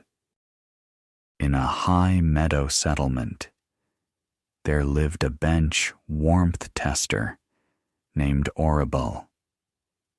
She sat on benches at night to feel retained warmth. Warmth lingers after effort, she said. The day's warmth lingers. In a desert fringe town, there lived a sand ripple smoother named Kavir. He smoothed ripples near doorways each evening. Smooth entrances invite rest, he said. Night smooths entry into sleep. In a coastal marsh village, there lived a bird call quietener named Zelme. She adjusted reeds so calls softened at night. Quiet allows nesting, she said. Night allows nesting. In a forest valley town, there lived a moss edge trimmer named Andoriel. He trimmed moss lightly, never removing it fully. Moss holds moisture, he said. Softness holds rest. In a stone bridge hamlet, there lived a bridge lamp, dimmer named Fenor. He dimmed lamps until they barely glowed. Enough light, he said, is less than you think. Enough effort is less than we think. In a lakeside port settlement, there lived a paddle balance tester named Myrex. He balanced paddles by resting them across 2 fingers. When they don't tip, he said, they're ready. We are ready without knowing it. In a highland village where clouds gathered low, there lived a cloud rope loosener named Haldren. He loosened guide ropes on weather towers at night. Clouds settle better without tension, he said. So do we. In a river plain town, there lived a current hush watcher named Celerin. He watched the river quiet after rain. It doesn't stop, he said. It softens. Rest is softening, not stopping. In a coastal headland settlement, there lived a sea foam observer named Arvena. She watched foam dissolve back into water. Nothing needs to be gathered, she said. Nothing needs to be gathered now. In a forest edge village, there lived a bark curl listener named Timor. He listened to bark curl as wood dried. Curling is release, he said. Night curls us inward gently. In a hillside orchard hamlet, there lived a fruit crate liner named Birol. He lined crates loosely so fruit settled without pressure. Pressure bruises, he said. Night removes pressure. In a river gorge town, there lived a waterline glow watcher named Kadric. He watched moonlight trace the waterline. The line moves without effort, he said. Everything is moving without effort now. In a coastal inlet village, there lived a rope dampness tester named Elsha. She felt ropes at dusk to gauge moisture. When damp, I leave them alone, she said. Night leaves us alone. In a quiet inland settlement, there lived a lantern rest hanger named Porthia. She hung lanterns so they rested against walls. They need support, she said, even when not lit. We are supported even now. In a forest clearing town, there lived a leaf shadow watcher named Uvrin. He watched leaf shadows dissolve as light faded. Shadows don't cling, he said. We do not need to cling. In a mountain stream village, there lived a stone warmth lever named Galenor. He left stones where they warmed naturally. Moving them cools them, he said. Night allows warmth to remain. In a coastal fishing settlement, there lived a net corner relaxer named Thesma. She loosened corners so nets dried evenly. Corners hold tension, she said. Night releases corners. In a plateau town where the wind slowed after dark, there lived a wind silence listener named Joriel. He listened for when the wind stopped changing. When change rests, he said, the night is deep. The night is deep now. As this continues, there may be nothing to add. Words may thin. Meaning may soften into tone. Letting go no longer needs stories. It is the condition of this moment. We are not required to notice it. We are simply allowed to remain, or drift, or sleep, while the night does what it does best, holding us gently, without asking anything at all. As the night continues, even the sense of continuing becomes optional. There is no finish line to approach, no depth to reach. The night is already wide enough. It has been all along. In a quiet coastal plain where the sea met land without cliffs or drama, there lived a shoreline rake restorer named Alvar.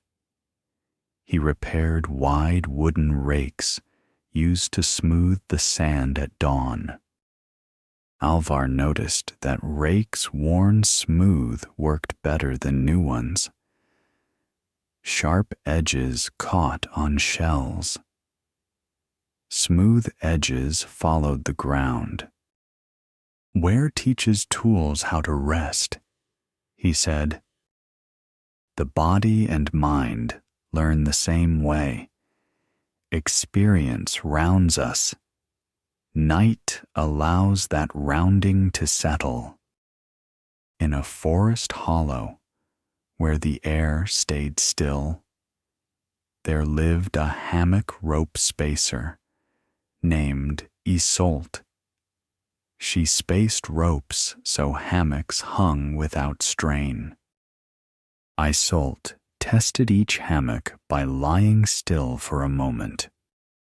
"If I feel the rope," she said, "it's wrong."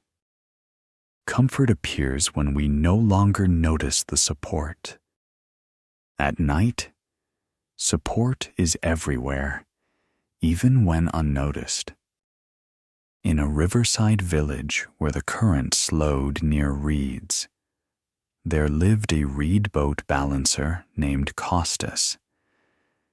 He balanced narrow boats by adjusting seating positions. Costas did not add weight. He shifted what was already there. Balance comes from rearranging, not adding, he said. Night rearranges us gently, without effort. In a highland settlement, where the wind dropped suddenly after sunset, there lived a windmill brake releaser named Mael. He released brakes so blades could rest naturally. "Locking them too tight warps the arms," he said. "Rest requires freedom, not restraint." In a quiet inland town, there lived a threshold dust listener named Elsbeth. She listened to the soft sound of dust settling at doorways. "When the sound stops," she said, "the house is asleep." The house of the body is settling now.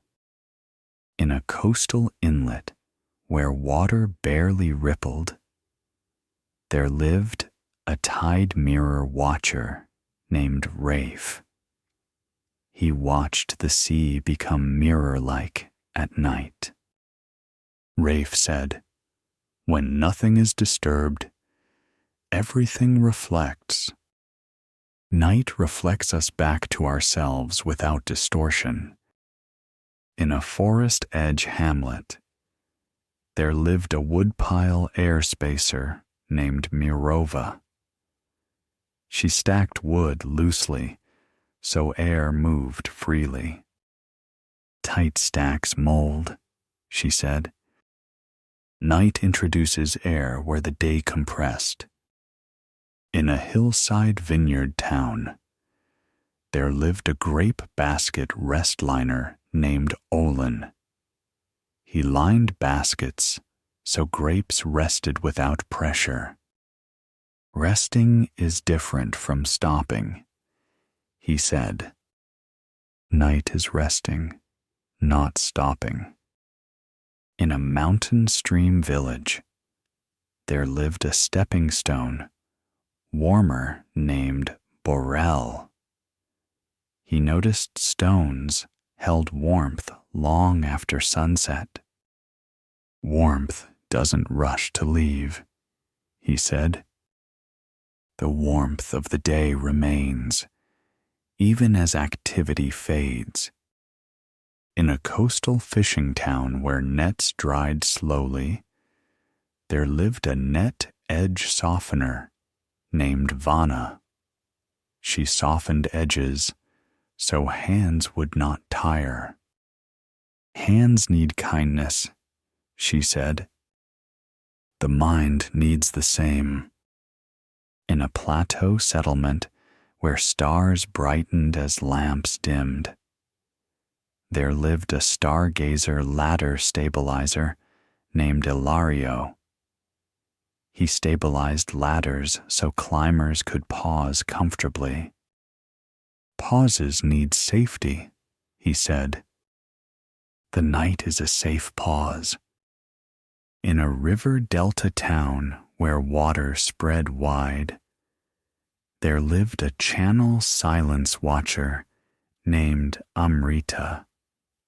She watched the river quiet as evening came. "It does not stop," she said. "It spreads. Rest spreads through us the same way."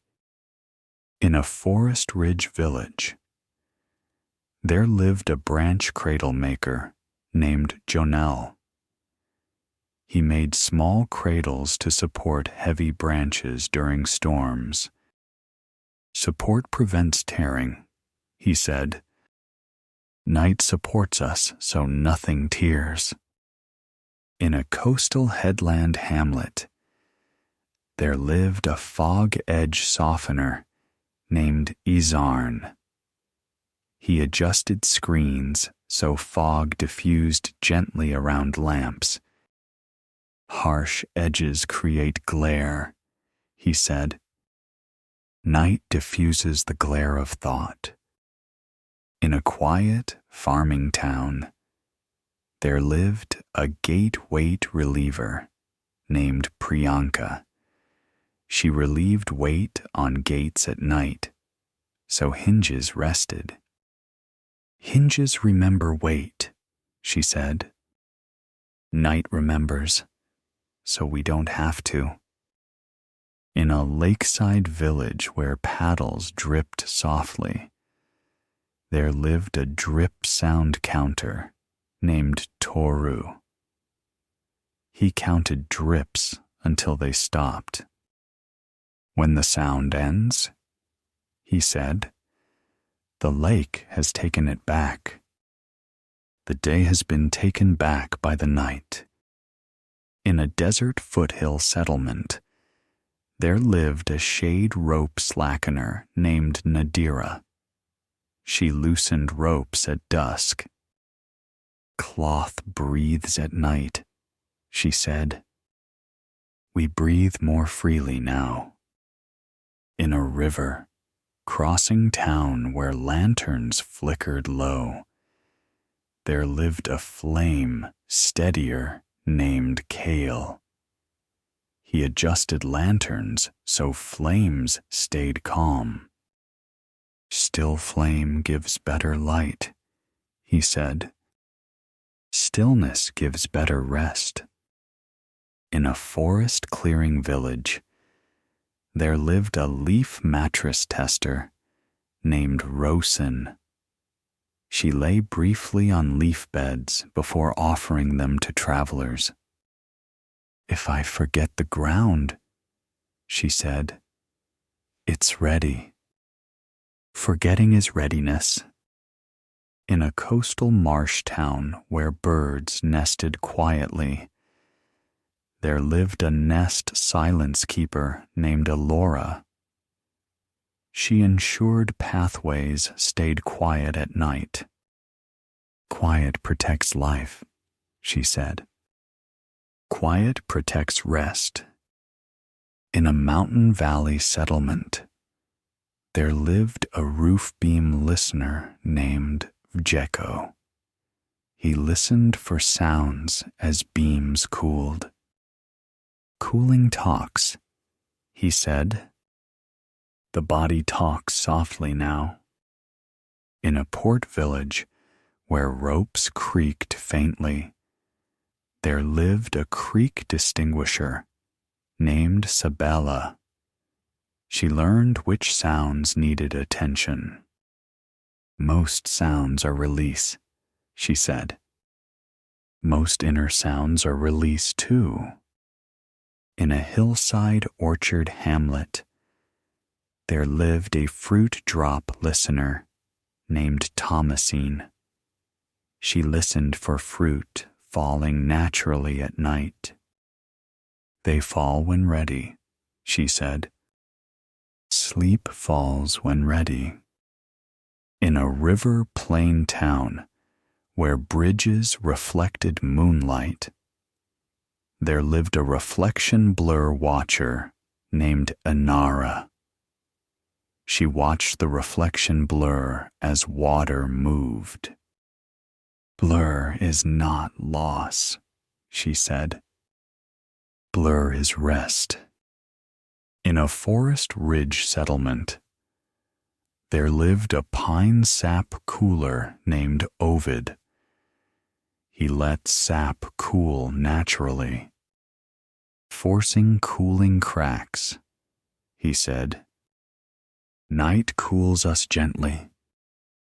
In a coastal village where footsteps softened on sand, there lived a path firmness tester named Seelen. She walked paths at dusk.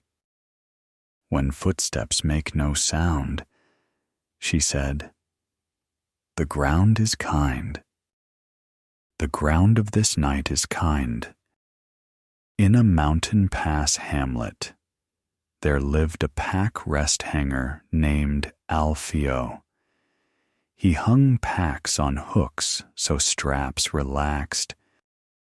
"Straps tighten under weight," he said. "The weight has been set down." In a quiet inland town, there lived a clock tick softener named Mirek, another Mirek, but a different life, a different listening. He padded clock cases so ticking faded at night.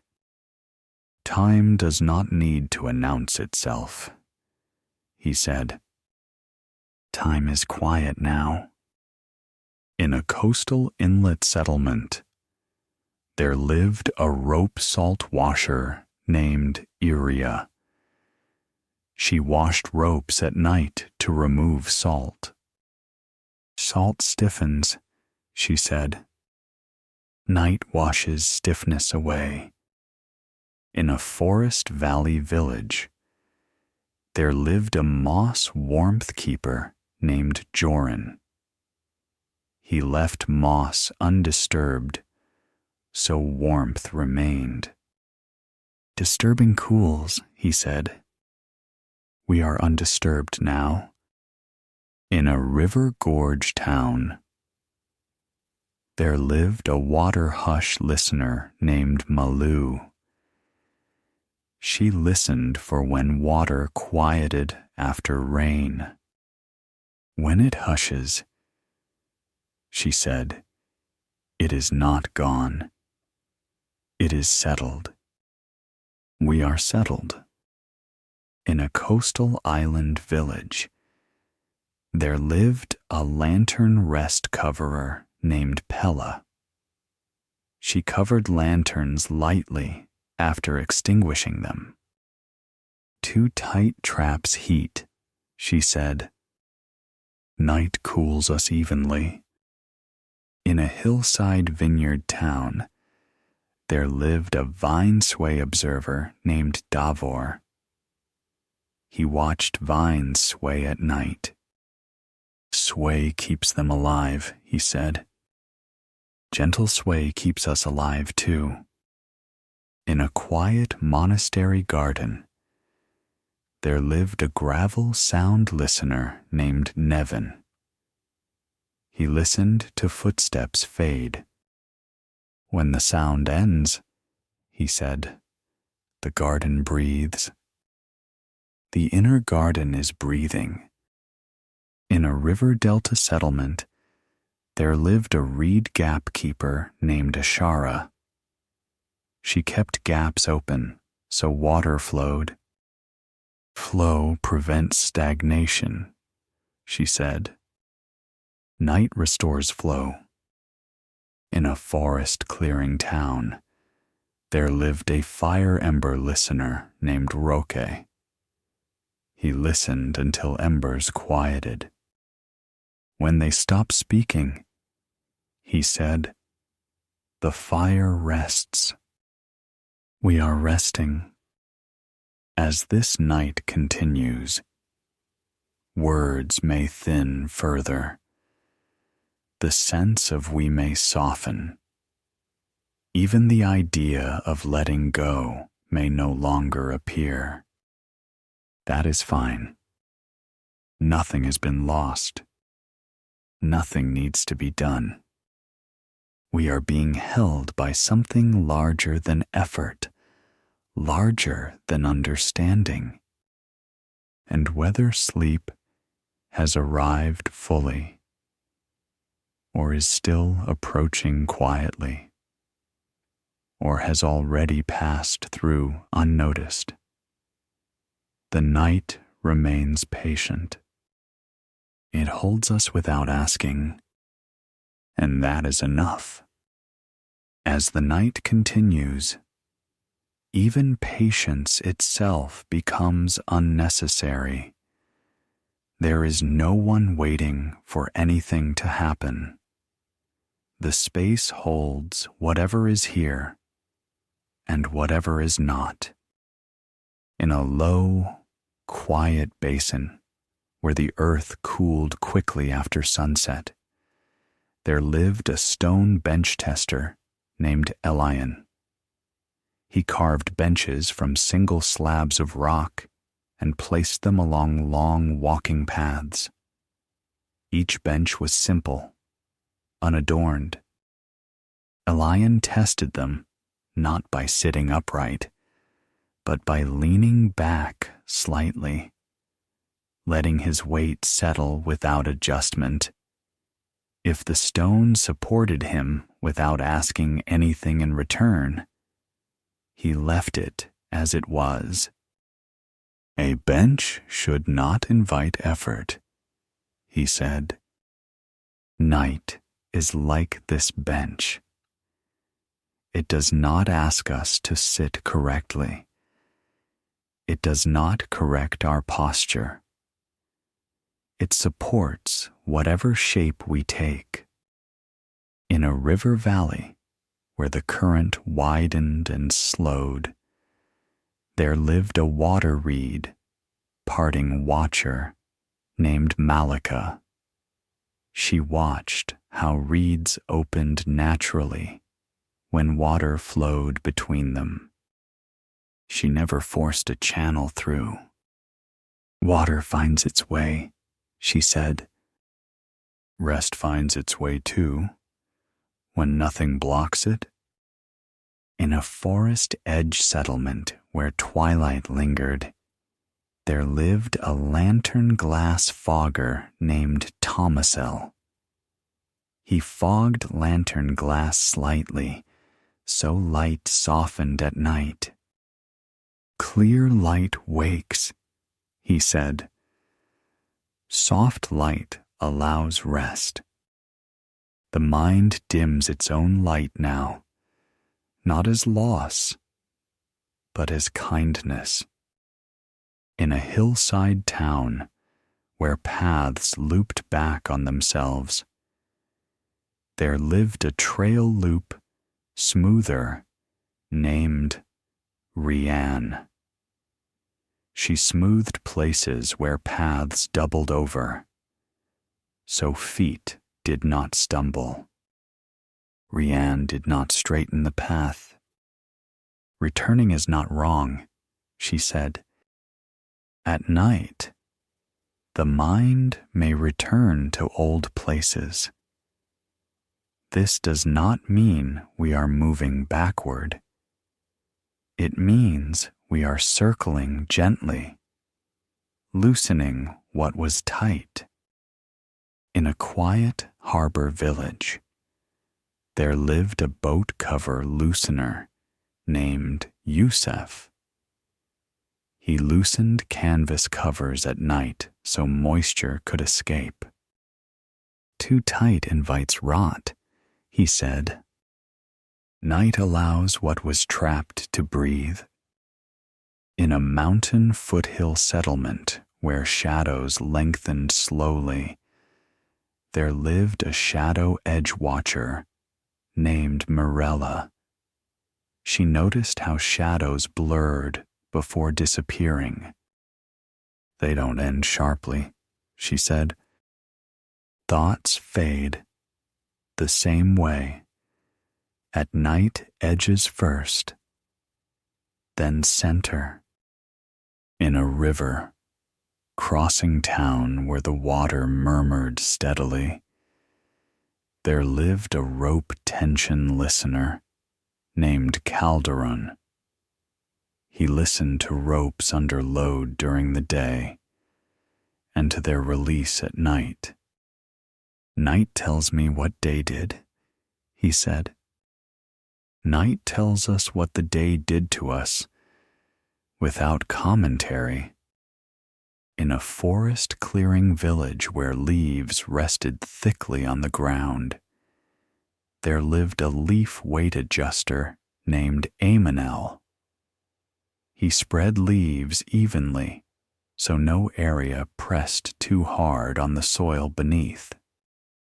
Pressure compacts, he said. Spread protects. Night spreads weight evenly across us. In a coastal settlement where fog drifted inland without sound, there lived a fog line watcher named Celine. She watched where fog ended and clear air began. The line moves, she said. I don't follow it. At night, we do not need to follow clarity. It moves on its own. In a quiet inland town, there lived a stair handrail, smoother named Lorik. He smoothed rails so tired hands could slide easily.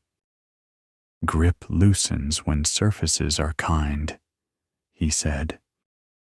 The night makes surfaces kind. In a river plain village where water birds settled silently, there lived a nest branch, loosener named Amiel. He loosened branches, supporting nests so they flexed in wind. Rigid branches break, he said. Flexibility returns naturally at night. In a coastal cliff hamlet, where waves whispered far below, there lived a wave echo listener named Brisa. She listened for when the echo of waves softened into a single tone. When sound becomes one, she said, it's time to rest. The many sounds of the day become one quiet hum now. In a forest ridge settlement where pine needles fell softly, there lived a needle drift observer named Kalen. He watched needles land without bouncing. They fall when they're done holding, he said. We are done holding. In a lakeside town where moonlight traced slow arcs on the water, there lived a reflection softener named Yarael. She adjusted nothing, simply watched reflections break and rejoin. Nothing is lost, she said. It's only changing shape. Awareness may change shape now. That is not a problem.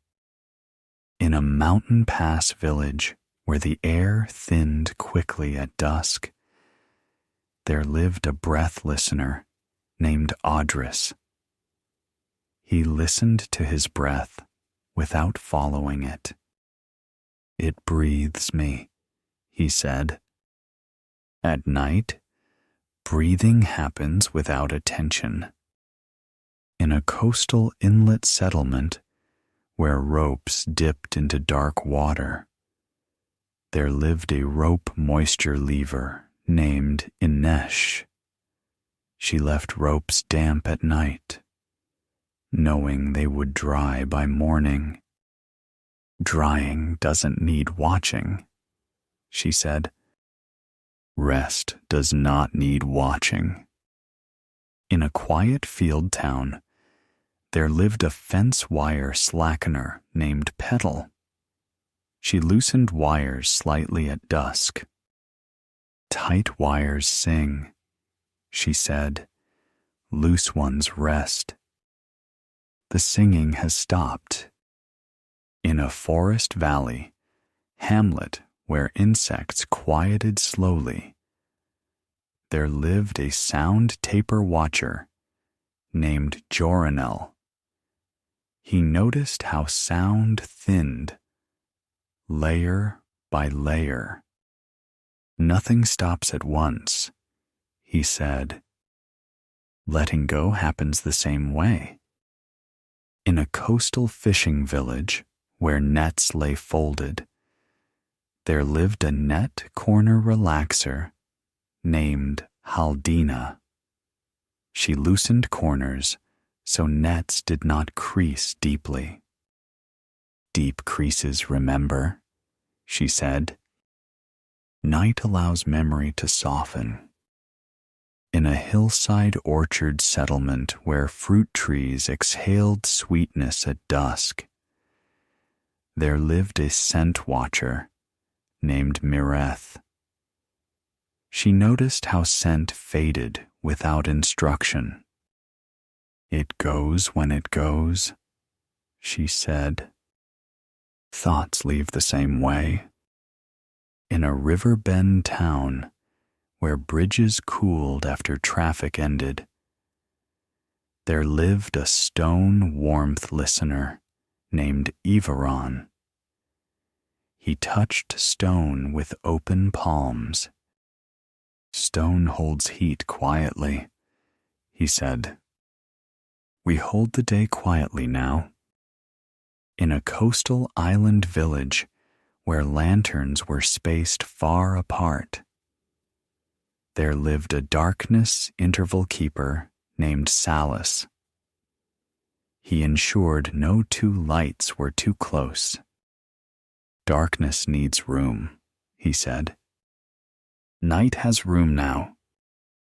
In a forest edge town where the wind slowed to nothing, there lived a stillness marker named Bren. He marked nothing. He simply noticed. When there's nothing to note, he said, it's complete. Completeness does not need to be named. In a mountain stream settlement where water smoothed stones endlessly, there lived a stone patience watcher named Lyris. She watched stones change over years. Time does the work, she said. Time is working now. In a quiet inland village where doorways stood open to the night, there lived a threshold watcher named Elric. He noticed when doors stopped moving. When they stopped swinging, he said, the house rests. The inner house is resting. In a coastal plain town where the horizon vanished into darkness, there lived a line dissolver named Maureen. She watched where sky and land merged. When lines disappear, she said, nothing is confused. Nothing is confused here. In a forest clearing settlement where fireflies dimmed one by one, there lived a light fade counter named Yespar. He did not count to the end. There's no last light, he said, only less. Less effort, less holding, less needing. In a river delta village where water spread thin and wide, there lived a spread watcher named Nolana. She watched water become shallow and calm. Depth isn't always vertical, she said. Depth can be horizontal, like this night. In a quiet harbor town where ropes no longer creaked, there lived a silence acceptor named Virex. He did not wait for silence. He accepted it when it arrived. There is nothing left to do. No adjustment to make. No awareness to maintain. The night is already complete, and we are included in that completeness. Whether sleep has come softly, or is hovering near, or has already passed through unnoticed, it does not matter. We are not missing anything. We are not late. We are not required to understand. We are simply here, held gently, as the night continues to let everything go. As this long night gently comes to rest, there is no need to look for a final teaching or a last understanding. Nothing new needs to be added now. We have moved together through many quiet lives, many small moments of setting things down, not as a lesson to remember, but as a shared atmosphere, like walking through a landscape at dusk, where details gradually soften until only the sense of being there remains. If any stories linger, they can fade. If none remain, that is fine too. Understanding has already done what it needed to do, and now it can rest. The attention that once followed words may feel wider, or thinner, or barely present at all. The body may feel closer, heavier, or strangely distant. Breath moves on its own. Sensations come and go without asking to be noticed. Sleep may already be here, or it may be approaching quietly, or it may simply be waiting nearby. There is no need to invite it, no need to check for it. Tonight has never been about arriving anywhere. It has been about allowing the hands to open, one finger at a time, until nothing is being held at all. Whatever remains of the day can stay where it is. Whatever does not need to come with us has already been set down. The night knows how to finish without help. And so, we allow ourselves to be carried the rest of the way, without effort, without concern, without needing to stay awake for anything more. Sleep well, and thank you for joining us here at Calm Monk.